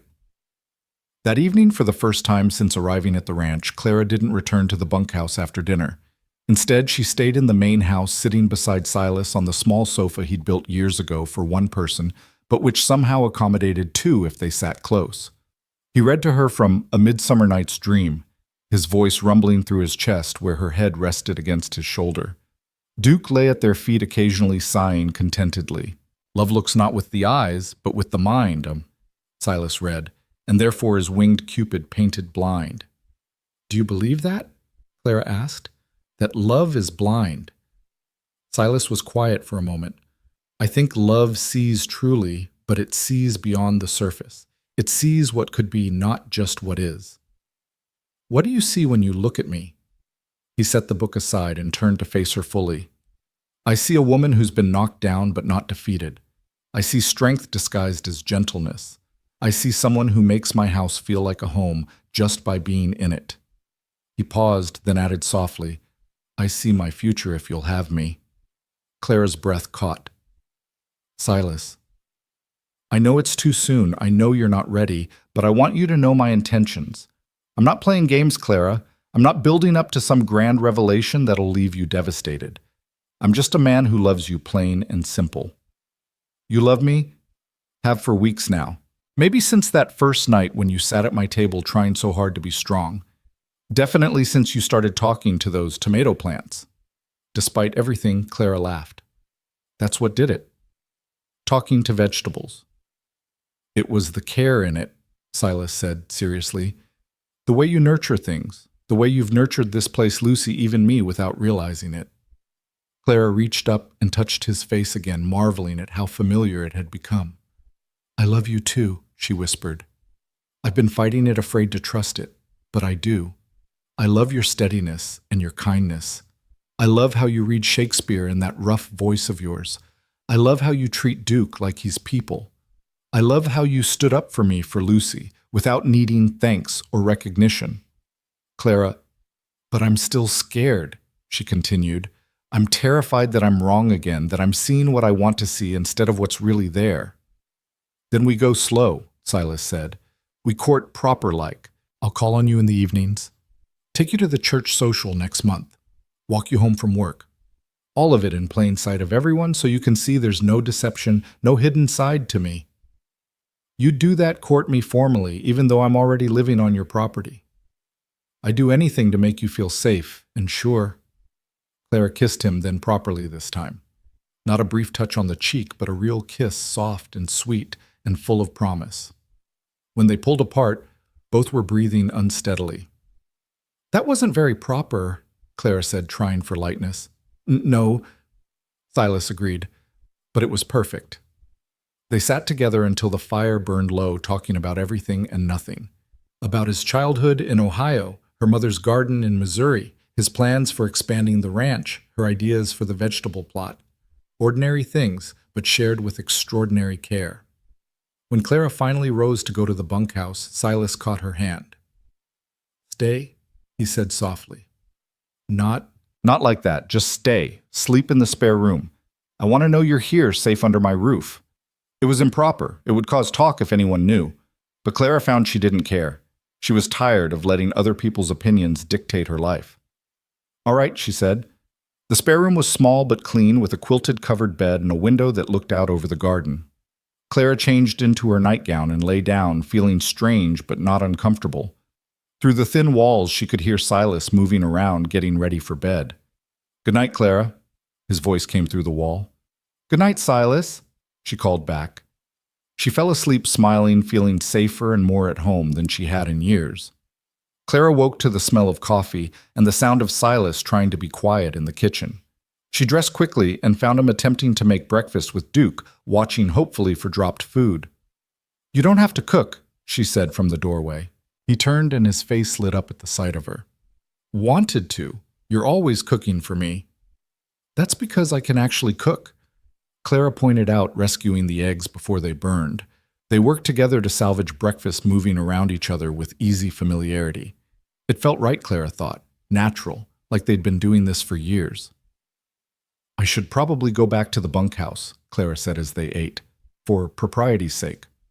Probably, Silas agreed, though it seems foolish you being out there alone now that Lucy's gone. People will talk if I stay in the house. People are already talking, have been since the day you arrived. He had a point. Clara's reputation, such as it was, had been destroyed the moment she'd accepted Silas's help. Moving into the house properly wouldn't change that. What are you suggesting? She asked carefully. Silas set down his coffee cup and looked at her directly. I'm suggesting we stop caring so much about what others think and focus on what we know. We know we love each other. We know we want to build a life together. Maybe we do things in the wrong order, but out here that matters less than doing them right. And what would doing them right look like? You move into the house. We live as companions, I suppose. Nothing improper. And when you're ready, when you truly believe that this is real and lasting, we get married. Could be a month, could be a year. I'll wait. Clara's heart was racing. That's a big step. It is, Silas agreed. But every day you go back to that bunkhouse feels like a step backward, like we're pretending we haven't already started building something together. He was right. They'd been building something since that first night when he'd offered her shelter. Every meal shared every evening by the fire, every comfortable silence had been another brick in the foundation of whatever this was between them. "All right," Clara said. "I'll move into the house, but—" "Separate rooms," Silas said quickly. "Everything proper except for the fact of it. And if people talk, let them. We'll know the truth." That afternoon, Clara moved her few belongings from the bunkhouse to the spare room. It didn't take long, she had so little. But Silas had cleared space in the wardrobe, put fresh flowers from her garden on the dresser, and hung new curtains at the window. "You did all this?" Clara asked, touched. "Wanted it to feel like yours," he said simply. That evening, Martha Patterson came to call ostensibly to bring Clara her pay, but really to assess the situation. "So," Martha said, settling her considerable bulk into a kitchen chair, "you've moved into the house." "I have," Clara said, chin up, ready for judgment. "Good," Martha said, surprising her. That bunkhouse was no place for a woman alone. Besides, anyone with eyes can see you two belong together. But propriety. Propriety is for places where people have the luxury of following all the rules, Martha said bluntly. Out here we make our own rules. You're a good woman, Clara Monroe. Silas Rowe is a good man. What you build together is your business. After Martha left, Clara found Silas in the barn brushing down his horse. "Martha approves," she said.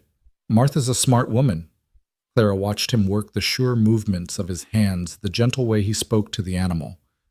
"Silas, thank you for the flowers, the curtains, for everything." He paused in his brushing.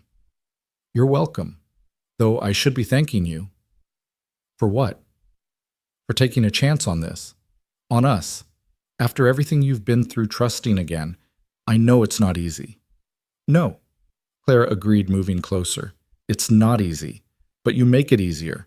Every day, with every small kindness, every patient moment, you make it easier." Silas set down the brush and turned to her. "Clara, Whatever he was going to say was interrupted by Duke's sudden barking. They both turned to see a rider approaching fast.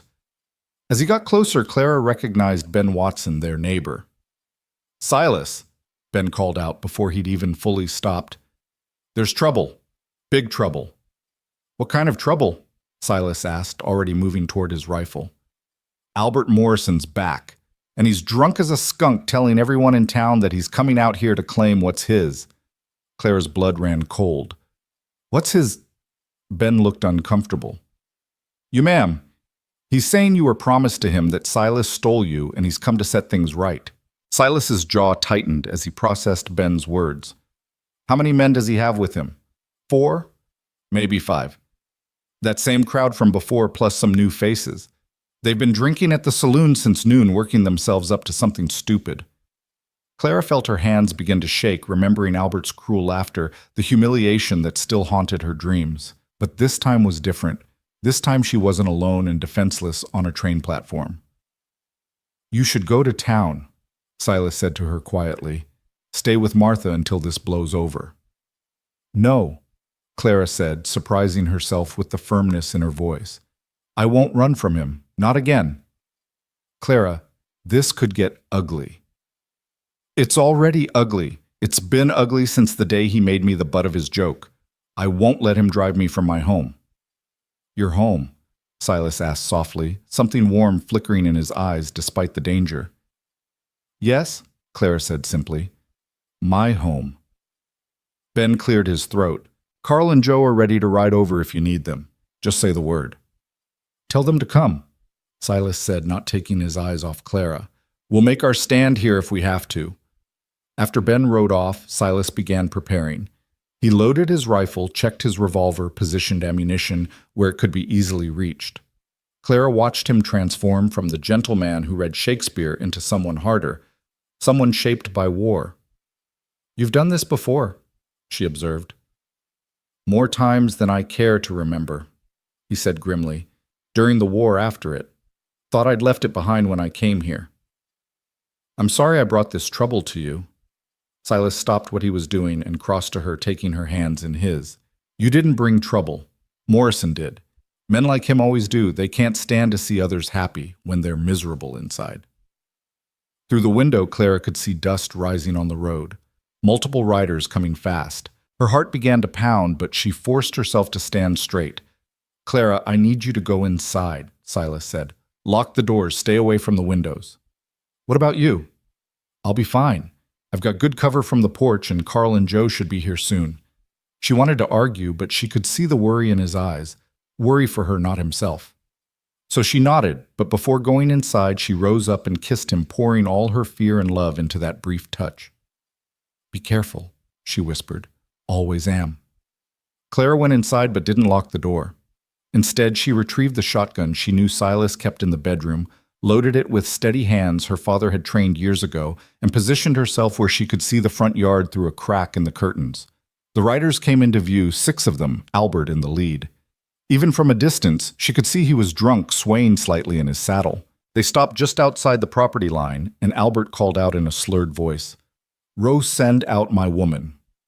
Silas stepped onto the porch rifle, held casually, but ready. "Miss Monroe isn't your woman, Morrison. Never was. She came here to marry me. She came here because you lied to her.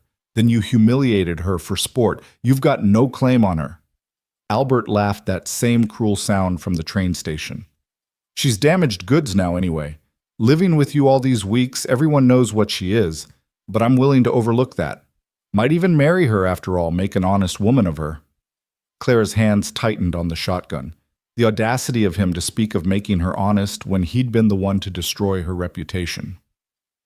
"You need to leave," Silas said, his voice deadly calm. "Now. Or what? You'll shoot us all 6 against 1 aren't good odds, Roe." "Wouldn't be too sure about that count." Carl and Joe emerged from the barn, where they'd apparently slipped in unseen, both armed. The odds had just gotten better, but Clara could see the tension in Silas's shoulders. Violence was balanced on a knife's edge. "This is stupid, Morrison," one of Albert's companions said nervously. "Let's go." "Shut up," Albert snarled. "I'm not leaving without what's mine." He dismounted clumsily, and Clara could see Silas tense. A mounted man was one thing. A man on foot could do unpredictable things. "Last warning," Silas said. Albert pulled his gun, or tried to. His drunk fingers fumbled with the holster, and in that moment of vulnerability, everything might have ended peacefully. But one of his friends, younger and drunker than the rest, went for his own weapon. The crack of gunfire shattered the evening air. Clara saw Silas dive for cover as bullets splintered the porch railing. Carl and Joe returned fire from the barn, and suddenly the peaceful ranch became a battlefield. Clara didn't think. She kicked open the door and stepped onto the porch. Shotgun raised. The blast caught Albert's horse, sending it rearing and screaming. In the chaos, she pumped and fired again, this time into the air, the sound enormous and shocking. "Enough!" she screamed. "Enough!" Miraculously, the firing stopped. Everyone turned to stare at her, this woman they'd dismissed as a victim, standing there with a smoking shotgun and fury in her eyes. "You—" She pointed the gun at Albert, who was struggling to control his panicking horse. "You worthless, pathetic excuse for a man. You think you can come here and claim me like property? You think you have any right to me after what you did?" "Now, Clara," Albert started. "Miss Monroe to you," she snapped. "And shut your mouth. I'm talking." She looked at each of his companions in turn. "All of you listen well. I am not Albert Morrison's woman. I never was. I was a fool who believed his lies. Yes, but that doesn't give him or any of you any claim on me." She pumped the shotgun again, the mechanical sound loud in the silence. "I choose where I go and who I'm with. And I choose to be here with Silas Rowe, a man worth 10 of any of you. Now get off our land before I forget my mother raised me to be a lady and start aiming lower than the air." For a moment, nobody moved. Then one of Albert's companions, the one who'd spoken up earlier, turned his horse. "Come on, Morrison, this is done." "It's not done," Albert protested, but his friends were already leaving. "You can't just— Yes, they can," a new voice said. Sheriff Watson rode into view, badge glinting in the late afternoon sun. Behind him came Judge Morgan and several other townsmen. "Got reports of gunfire. Seems like some folks don't know when to leave well enough alone." "Sheriff, this woman," Albert began. "This woman is defending her home from trespassers," the sheriff interrupted. "Trespassers who've been asked to leave multiple times." "That about right, Silas?" "That's right," Silas confirmed, moving to stand beside Clara. Then I suggest you move along Morrison before I arrest you for disturbing the peace trespassing and attempted assault." Albert's face was purple with rage and humiliation. "This isn't over," he said to Clara. "Yes, it is," Judge Morgan spoke up. "Because if you come near Miss Monroe or Mr. Rowe again, I'll personally see you prosecuted to the full extent of the law. And given your recent behavior, I doubt you'd find a sympathetic jury in this town." Defeated Albert wheeled his horse around and galloped off, leaving his confused companions to follow. The sheriff and judge stayed until they were well out of sight. "You all right, Miss Monroe?" Sheriff Watson asked. "I'm fine," Clara said, though now that the danger had passed, she was starting to shake. "That was brave what you did. Stupid maybe, but brave." "Sometimes they're the same thing," Clara replied. After the lawmen left, promising to keep an eye on Morrison, Clara found herself standing in the yard with Silas, Carl, and Joe. The adrenaline was wearing off, leaving her feeling hollow and strange. "Well," Joe said, breaking the silence, "that was something." "Never seen a woman handle a shotgun like that," Carl added admiringly. "Where'd you learn to shoot?" "My father," Clara said. "He said a woman alone should know how to protect herself." "Smart man," Carl said. "Silas, you've got yourself a keeper here." "I know," Silas said quietly, his eyes never leaving Clara's face. After the neighbors left with promises to check in tomorrow, Clara and Silas were alone. She was still holding the shotgun, her knuckles white around the stock. "You can put it down now," Silas said gently. "It's over." Clara set the gun aside carefully, and suddenly her legs wouldn't hold her anymore. Silas caught her before she fell, pulling her against his chest. "You could have been killed," he said roughly. "When you came out that door, my heart stopped." "I couldn't let them hurt you," Clara said into his shirt. "I couldn't stand by and watch." "That's my job, protecting you." Clara pulled back to look at him. "No, we protect each other. That's what partners do." Something shifted in Silas's expression, a wall coming down that had been there since she'd met him. "Partners, he repeated. "Yes." He kissed her, then not gentle like before, but desperate, as if he was trying to convince himself she was real and alive and there. When they broke apart, both were breathing hard. "Marry me," he said suddenly. "What?" "Marry me. Not someday when you're ready, not after a proper courtship. Now, tomorrow. As soon as Judge Morgan can perform the ceremony." "Silas, I know it's fast. I know you wanted time. But Clara, when you walked out that door with that shotgun ready to fight for us, I realized something. Life's too short and too uncertain to waste time being careful. I love you. You love me. Everything else is just details." Clara's mind was spinning. It was too fast. She'd only been here 2 months. She'd sworn she wouldn't rush into anything again. But then she thought about how she'd felt when those riders appeared, the terror that something might happen to Silas. She thought about how natural it felt to call this place home, how right it felt to stand beside him. "I don't have a wedding dress," she said, which wasn't really an answer, but somehow was. "Wear your blue one," Silas said, "the one from that first day." "That dress has terrible memories." "Then let's make new ones." Clara looked into his eyes, searching for any hint of doubt or deception, but all she saw was love, steady and sure as the mountains. "Yes," she whispered. "Yes. Yes, I'll marry you, tomorrow if Judge Morgan's available." Silas let out a breath she didn't know he'd been holding and pulled her close again. "You won't regret this." "I know," Clara said, and surprisingly she did know. This wasn't like with Albert, built on fantasy and pretty words. This was built on shared meals and comfortable silences, on protection offered and accepted, on daily kindness and quiet strength. That evening they sat on the porch watching the sunset, planning their simple wedding. There would be no grand ceremony, no elaborate reception, just them, a few witnesses, and promises made before God and man. "Are you sure?" Silas asked one more time as the stars began to appear. "I've never been more sure of anything," Clara replied. Duke came padding over, settling at their feet with a contented sigh. Inside the house, dinner was cooking, a stew Clara had started before the confrontation, filling the air with the smell of home. Her garden was thriving, green shoots reaching toward the sky. Everything about this place, this life, this man beside her felt right in a way nothing ever had before. "I need to tell you something," Silas said suddenly. "About the war. About what I did." "You don't have to." "Yes, I do. If we're to be married, you should know." He took a breath. "I was at Antietam. Bloodiest day in American history, they say. I killed boys younger than I was, shot them down because they wore a different color uniform. One of them, he couldn't have been more than 16. He was crying for his mother when he died." Clara took his hand, feeling the weight of his confession. "After that day, something in me broke," Silas continued. "Or maybe it finally fixed itself, I don't know. But I couldn't see the point in fighting anymore. All those boys dying, and for what? So I finished my service, but my heart wasn't in it. When I came home, everyone called me a hero. But I knew what I really was, a killer who'd been lucky enough to survive." "You were a soldier," Clara said gently. "You did what you had to do." "Maybe, but it changed me. Made me harder, quieter. Margaret saw it right away.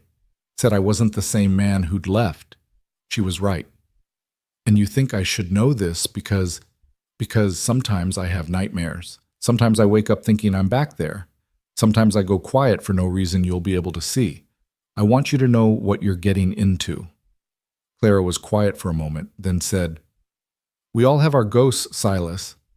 Mine wear the face of a man who humiliated me for sport. Yours wear uniforms and carry rifles, but they're just ghosts. They only have the power we give them. You make it sound simple. Not simple, but manageable. Together." Silas squeezed her hand. "How did you get so wise?" "Heartbreak is educational," Clara said dryly, then added more seriously, "but so is love. Real love. The kind that sees all the broken pieces and chooses to stay anyway." They sat in comfortable silence as the night deepened around them. Tomorrow would bring a wedding, a new beginning. But tonight, they had the quiet certainty of two people who'd found each other against all odds. The next morning dawned bright and clear, as if nature itself was celebrating. Clara woke in her room, her last morning waking alone, she realized, with a flutter of anticipation and nervousness. She could hear Silas moving around the kitchen, probably attempting to make breakfast again. She dressed carefully in the blue dress, the one she'd worn that terrible day at the train station. But as she smoothed the fabric, she found the memory had lost its sting. Today would overwrite that humiliation with joy. Martha Patterson arrived early, bearing a bouquet of wildflowers and a knowing smile. "Heard there's to be a wedding." "News travels fast," Clara said, "especially good news." "About time that man made an honest woman of you," Martha said with a wink. "Though from what I hear, you did a fine job of defending your own honor yesterday." "You heard about that." "Honey, everyone's heard about it. You're the talk of the town, the woman who faced down Albert Morrison with a shotgun and sent him running. There's more than a few women in town who wish they had your courage." Martha helped Clara with her hair, pinning it up with the wildflowers woven through. "You look beautiful," she said when they were done. "Glowing." "I'm happy," Clara said simply. "Truly happy." "It shows." The ceremony was held in the small church in town, with Judge Morgan officiating since the regular preacher was visiting settlements further west. Carl, Joe, and Ben stood as witnesses along with Martha, and surprisingly Mrs. Morgan, who'd taken a liking to Clara. When Silas saw Clara walk into the church in that blue dress, wildflowers in her hair, his expression made every moment of heartbreak worth it. He looked at her like she was a miracle, something precious and unexpected and perfect. The ceremony was simple. They spoke traditional vows, though Clara could see Silas wanting to say more. When Judge Morgan pronounced them man and wife, and Silas kissed her gentle and reverent Clara, felt something settle into place in her chest, a rightness, a completion. Afterward, there was a small reception at Martha's store. She'd prepared a cake, and some of the townswomen had brought food. Even some of the men who'd witnessed the confrontation with Albert came to offer congratulations. "Never thought I'd see Silas Rowe married," Ben said, pumping Silas's hand enthusiastically. "But if anyone could capture him, it'd be a woman brave enough to face down 6 armed men with a shotgun." It was 5 men. Clara corrected. And one coward. That got a laugh from everyone. As the afternoon wore on, Clara noticed how the townspeople's attitude toward her had shifted. She was no longer the woman who'd been fooled by Albert Morrison. She was the woman who'd stood her ground, who'd defended her home, who'd won the heart of one of the most respected ranchers in the area. Late in the afternoon, as Clara was helping Martha clean up, a young woman approached her hesitantly. Clara recognized her as one of the saloon girls, someone respectable women weren't supposed to acknowledge. Mrs. Rowe, the girl corrected herself, I just wanted to say, what you did yesterday, standing up to those men, it gave some of us hope, that we don't always have to be victims. None of us have to be victims, Clara said firmly. Sometimes we just need to remember we have the right to fight back.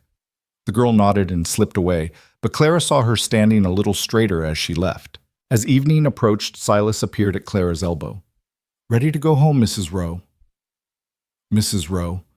The name sent a thrill through her, not because it meant she belonged to someone, but because it meant she belonged somewhere. She had a place, a purpose, a partner. Yes, she said, let's go home. The ride back to the ranch was quiet, but charged with anticipation. This wasn't like her imagined wedding night with Albert would have been all nerves and expectations and performances. This was Silas, who'd seen her at her worst and still chose her.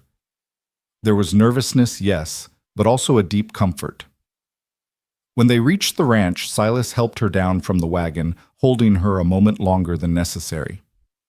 No regrets? He asked. None, Clara assured him. Duke greeted them enthusiastically, as if he knew something momentous had happened. The house looked different somehow, not physically, but in meaning. It was truly their home now, not just a place where Clara was staying. That evening, as Clara prepared dinner their first, as husband and wife, Silas came up behind her, wrapping his arms around her waist. What are you thinking? He asked. I'm thinking about how Albert Morrison actually did me a favor, Clara said, leaning back against him. If his letters had been real, if he'd been the man he pretended to be, I would have married him and never known what real love looked like. What does it look like? Clara turned in his arms to face him. It looks like burnt biscuits and mended socks, like someone teaching you to shoot and reading Shakespeare in a rough voice, like standing together against the world and knowing you'll never stand alone again. That's a good look, Silas said softly. The best, Clara agreed. Later, as they sat by the fire, Clara in the chair that had become hers and Silas in his, but their hands linked across the small space between them, Clara thought about the journey that had brought her here. The humiliation at the train station felt like a lifetime ago. The woman who'd stepped off that train full of desperate hope and romantic dreams was gone. In her place was someone stronger, someone who'd learned the difference between pretty words and true worth. Read to me, she asked Silas. He picked up the Shakespeare volume, but instead of opening it, he looked at her. I'd rather talk about our future, our plans. What kind of plans? The kind where we expand the ranch, bring in more cattle, maybe build another room or two on the house for eventual additions.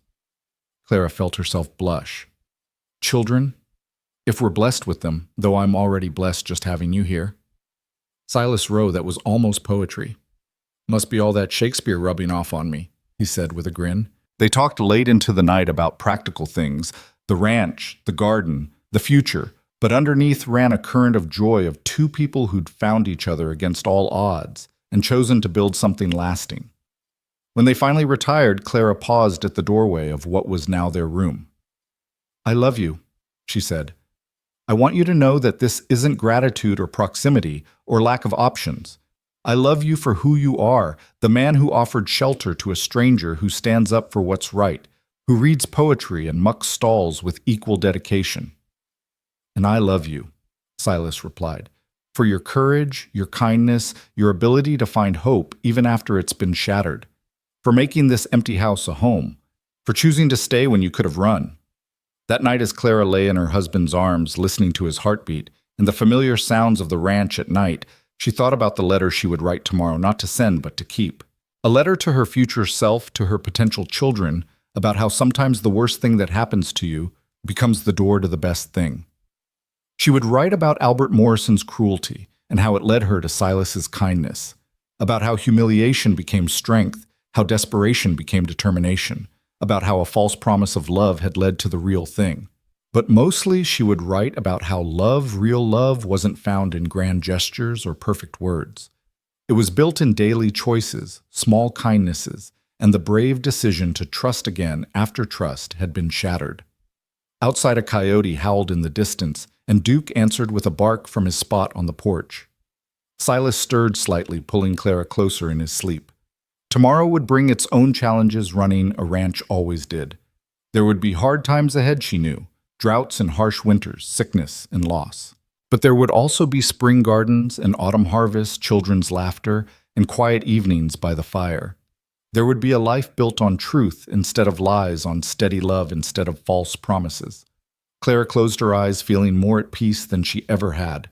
She'd traveled across the country seeking a fairy tale and had found something better, a real partnership with a good man, a home she'd helped create, and a love that had grown not from pretty words, but from shared struggles and mutual respect. The woman who'd stepped off that train in a blue dress full of hope and dreams had been broken. But from those pieces, someone stronger had emerged. Someone who could face down 6 armed men with a shotgun, who could choose love despite betrayal, who could build a future on the ashes of a shattered past.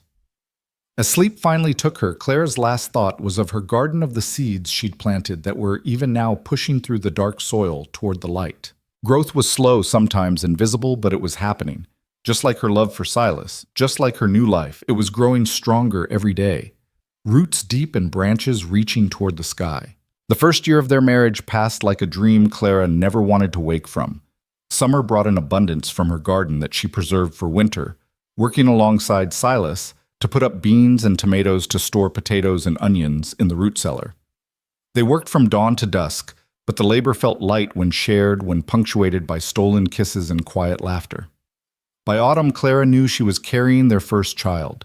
She told Silas on a golden September evening as they sat on the porch, watching the sunset paint the mountains crimson. "I have something to tell you," she said, taking his hand and placing it on her still flat stomach. The wonder that crossed his face was something she would treasure forever. He pulled her close, burying his face in her hair, and she felt him tremble slightly. "A baby," he whispered. "Our baby. Are you happy?" "Happy doesn't begin to cover it," he said, pulling back to look at her. "Terrified, amazed, grateful Clara, you've given me everything I never dared hope for." The pregnancy progressed well through the fall and winter. Silas became almost comically protective, trying to prevent her from lifting anything heavier than a tea kettle, until Clara had to firmly remind him that ranch women had been having babies while working since the territory was settled. Martha Patterson became a frequent visitor, sharing wisdom from her own 4 pregnancies and bringing tiny clothes she'd saved. The women of Red Bluff, even those who'd initially gossiped about Clara's circumstances, rallied around her with the solidarity that frontier life demanded. Spring arrived with its usual promise of renewal, and Clara's belly rounded with promise of its own. She still worked, cooking, mending, tending her garden with Silas's help, but she moved more slowly, more carefully. It was on a warm April morning that Clara felt the first pains. She was hanging laundry when the cramping started, low and insistent. She'd been having false pains for weeks, but something about these felt different, deeper, more purposeful. "Silas," she called, trying to keep her voice calm. He was at her side in moments, reading her face with the intuition that came from a year of marriage. "Is it time?" "I think so." His face paled slightly, but his hands were steady as he helped her inside. "I'll ride for Mrs. Patterson and the midwife." "Don't leave me," Clara gasped as another pain rolled through her. "I won't. Ben's in the far pasture. I'll send him." The next hours blurred together in a haze of pain and determination. Martha arrived with the midwife, a competent woman named Sarah Johnson, who delivered half the babies in the county. They took charge, sending Silas to boil water and gather clean linens, giving him something to do with his nervous energy. Clara had thought she knew about pain, the emotional agony of Albert's betrayal, the fear when those men had come to the ranch. But this was different, primal and overwhelming. She gripped Martha's hand and tried to be brave, but when the pains peaked, she screamed despite herself. "That's it, honey," Martha soothed. "Don't hold back. Scream if you need to." Through the bedroom door, Clara could hear Silas pacing, could imagine his face tight with worry. Part of her wanted him there, but tradition dictated that birthing was women's work. The labor stretched through the day and into evening. Clara was exhausted, drenched with sweat, beginning to fear something was wrong when Sarah announced with satisfaction, "I can see the head. One more big push, Clara." With the last of her strength, Clara bore down, and suddenly the room filled with the most beautiful sound she'd ever heard their baby's first cry. "It's a girl," Sarah announced, cleaning the baby quickly before placing her on Clara's chest. "A healthy, perfect girl." Clara looked down at the tiny face, red and scrunched with indignation at being forced into the world, and felt her heart expand beyond what she'd thought possible. This little person, this perfect combination of her and Silas, was theirs to protect and raise and love. "Can my husband come in?" she asked. Never taking her eyes off the baby, Martha opened the door and Silas nearly fell into the room in his haste. He stopped short at the sight of Clara holding their daughter, his expression one of awe and terror and love all mixed together. "Come meet your daughter," Clara said softly. He approached slowly, as if afraid he might break something. When he sat on the edge of the bed and Clara placed the baby in his arms, his hands, those strong, capable hands that could rope a calf or shoot a rifle with steady precision, trembled. "She's so small," he whispered. "She's perfect," Clara said, leaning against his shoulder. "What should we call her?" They'd discussed names for months, but looking at their daughter, only one seemed right. "Hope," Silas said. "Hope Margaret Rowe." Margaret for his mother. Hope for what had brought them together and what their daughter represented, the future, the promise of all good things to come. That night, after Martha and Sarah had left with promises to check on them tomorrow, Clara lay in bed with Hope nestled between her and Silas. The baby made small, snuffling sounds, her tiny fist wrapped around Silas's finger. "I never imagined this," Silas said quietly. "When I was building this place, living alone all those years, I never let myself imagine having a family.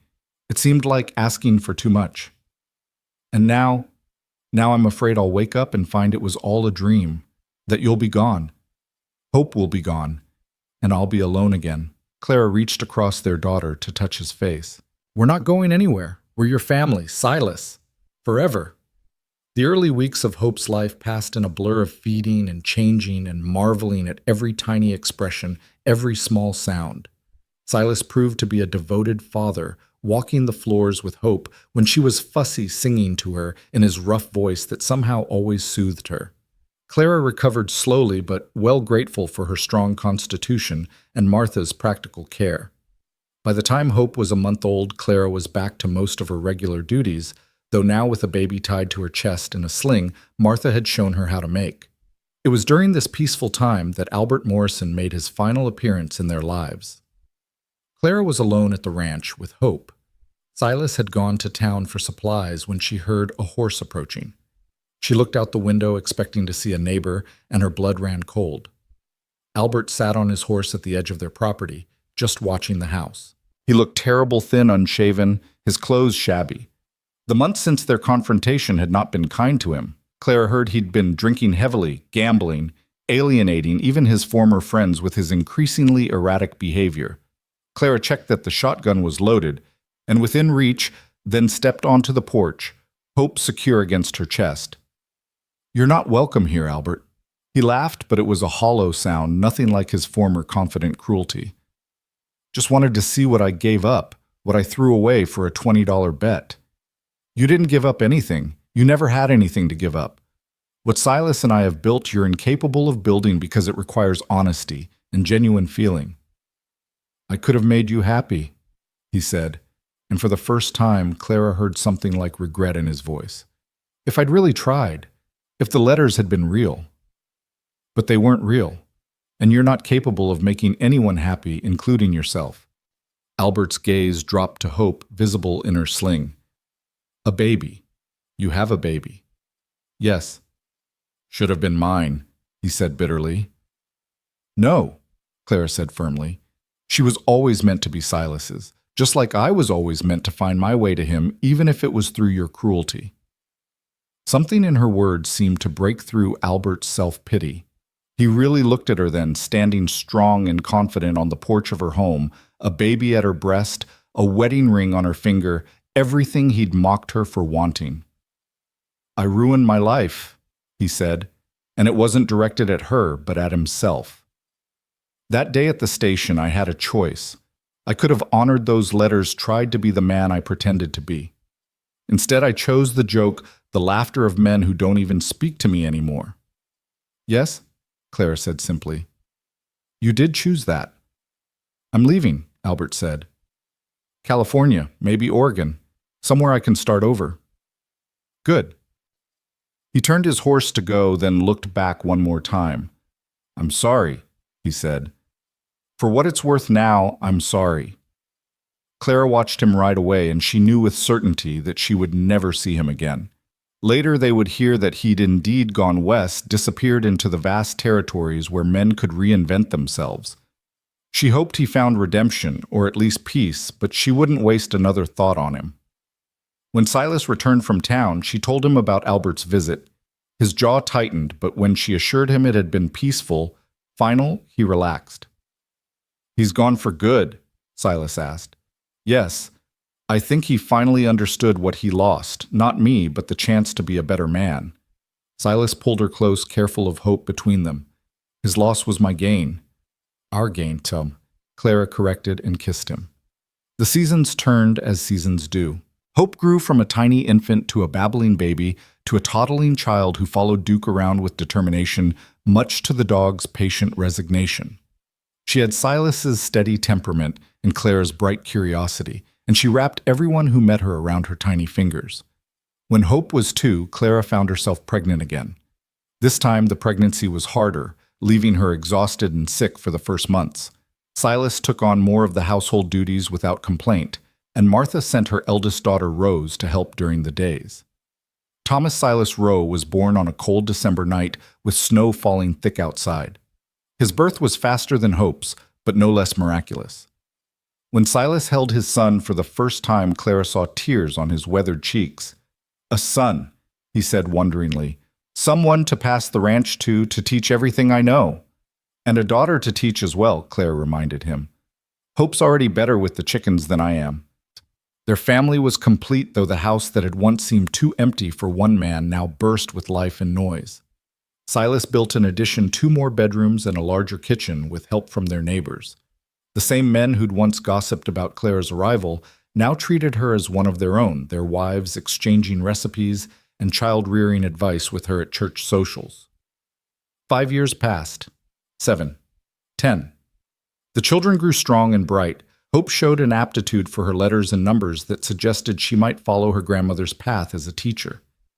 Little Tom, as they called him, was his father through and through, quiet, steady, already able to calm a spooked horse by age 8. It was on their 10th wedding anniversary that Clara stood in her garden, now expanded to 3 times its original size, and marveled at the life she'd built. The tomato plants were heavy with fruit, the beans climbing their poles toward the sky, the corn standing tall and proud. Hope was helping her pick vegetables for dinner while Tom and Silas worked on repairing a fence visible in the distance.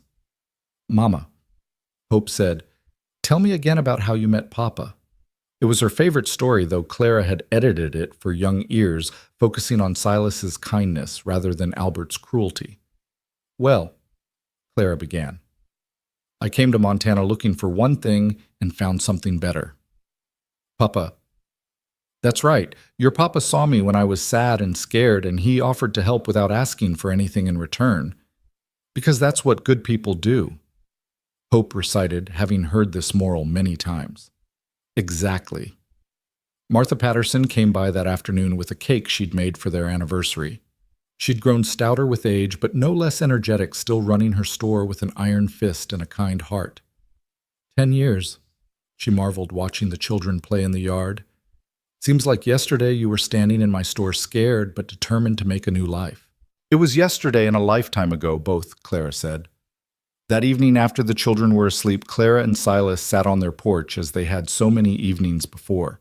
The view hadn't changed much. The mountains still rose purple in the distance, the grass still waved in the wind, but everything else had. "Do you ever think about how different life might have been?" Silas asked. If Morrison's letters had been real, if you'd married him instead. Clara considered it. I'd be miserable, she said with certainty. Even if he'd honored his proposal, he wasn't capable of real love, real partnership. I would have had a house but not a home, a husband but not a partner. And me, you'd still be alone reading Shakespeare to Duke. They laughed at the image, but then Silas grew serious. You saved me, Clara. I'd convinced myself I was content alone, but I was just existing. You brought me back to life. We saved each other, Clara corrected. As if to punctuate the moment, they heard giggles from inside. The children were supposed to be sleeping, but were clearly still awake, probably telling stories in the dark. Should we check on them? Silas asked. Let them be, Clara said. Childhood is short enough. They sat in comfortable silence, hands linked, watching the stars emerge. Clara thought about the woman who'd stepped off that train 13 years ago, desperate, hopeful, naive. That woman was gone, replaced by someone stronger, wiser, weathered by sun and wind and life itself. But sometimes in quiet moments like this, Clara could feel that younger self inside her, still marveling at the life she'd built from the ashes of humiliation. A loving husband, beautiful children, a productive ranch, a place in the community, everything she'd dreamed of and more. The scar of Albert's betrayal had never fully disappeared, but it had faded to insignificance next to the joy of her daily life. She rarely thought of him anymore, except as a reminder of how wrong she could have been, how different her life might have been if his cruelty hadn't driven her into Silas's kindness. What are you thinking about? Silas asked, noting her contemplative mood. About how the worst day of my life led to all the best days that followed. That's very philosophical for a ranch wife. Clara laughed. Must be all that Shakespeare you read to me. Speaking of which, Silas went inside and returned with the worn volume that had become as much a part of their story as anything else. But instead of reading, he set it aside and pulled out something else, a letter. What's this? Clara asked. Open it. Inside was a deed to 20 acres of adjoining land purchased in her name. Silas, we can't afford. We can and we did. It's yours, Clara. Your land in your name. You'll never be without a home again, no matter what happens. Clara felt tears prick her eyes. After all these years, he still understood her deepest fear, being left with nothing, nowhere to go. Nothing will happen to you, she said. God willing, but if it does, you and the children will be secure. That land has good water, fertile soil. You could build a life there if you needed to. Clara kissed him, pouring all her love and gratitude into the gesture. Thank you. Not for the land, but for understanding why I might need it. I know you, Clara Rowe. Every fear, every hope, every dream, just like you know mine.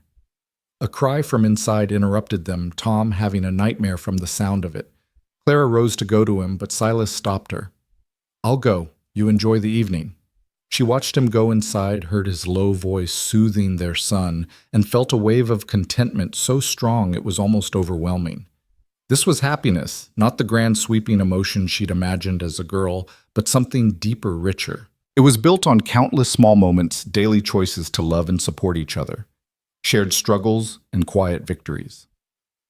When Silas returned reporting that Tom was back asleep, Clara stood and held out her hand.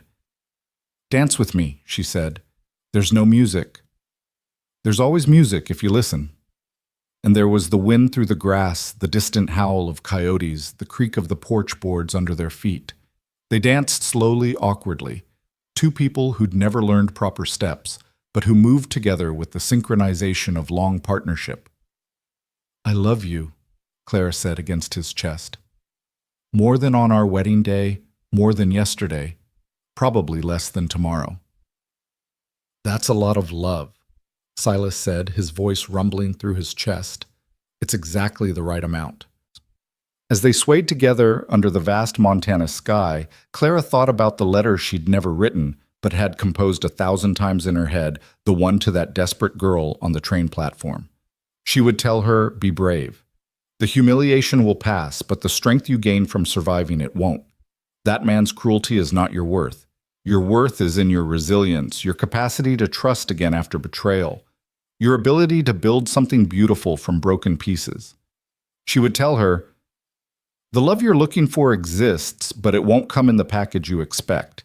It won't be the handsome stranger with pretty words, but the quiet man with work-rough hands who offers shelter without expecting payment. It will grow slowly, like a garden requiring daily tending but yielding a harvest beyond imagining." She would tell her, "You will have children who inherit your strength and your husband's steadiness. You will have a home that's truly yours. Friends who respect you a life of purpose and meaning. The train station disaster will become just a story you tell, edited for young ears about how sometimes the worst detours lead to the best destinations." But mostly she would tell her, "Hold on, hope is coming in all its forms." The sound of horses approaching broke their reverie. Multiple horses riding fast. Clara felt a flutter of old fear, but Silas was calm. "That'll be Ben and the others," he said. "Forgot to mention they wanted to come by tonight. Bring their congratulations for our anniversary." Indeed, their neighbors appeared, Ben and Carl and Joe, along with their wives and children. They brought food and music, Carl having brought his fiddle. Soon the quiet evening became an impromptu celebration with children running through the yard and adults dancing to Carl's energetic playing. Hope showed off her reading to the other children. Tom demonstrated his rope skills and Duke wandered from person to person collecting scraps and pats. Clara moved through it all like a queen of her small domain, making sure everyone had food and drink, accepting congratulations and compliments with grace. At one point, she found herself standing with the other wives, watching their husbands attempt some kind of jig that had them all laughing. "You did good, Clara," Ben's wife Sarah said, "taming Silas Rowe. We all thought he'd die a bachelor." "I didn't tame him," Clara said. "I just gave him a reason to let someone in." "Same thing, Sarah said with a wink. As the evening wound down and their guests prepared to leave, Ben pulled Clara aside. "Want you to know," he said quietly, "we all admire what you've built here. You and Silas both, but especially you. Takes a special kind of courage to start over the way you did." "I had help," Clara said. "Sure, but you had to accept it. That takes courage, too." After everyone left, the family worked together to clean up even little Tom carrying dishes inside with careful concentration. It was past the children's bedtime, but Clara didn't have the heart to rush them. These moments of family togetherness were worth more than a rigid schedule. Finally, though, the children were tucked in, prayers said goodnights exchanged. Clara looked in on them one more time before retiring Hope, with a book still clutched in her hands. Tom curled up with the wooden horse Silas had carved for him. In their own room, as Clara brushed out her hair, still auburn, though now streaked with silver, Silas watched her from the bed. "What?" she asked, catching his expression in the mirror. "Just thinking how beautiful you are." "I'm getting old, Silas. We both are." "No," he said. "We're getting seasoned, like good wood getting stronger and more beautiful with age." Clara laughed. "Only you would compare your wife to lumber." "It's a compliment."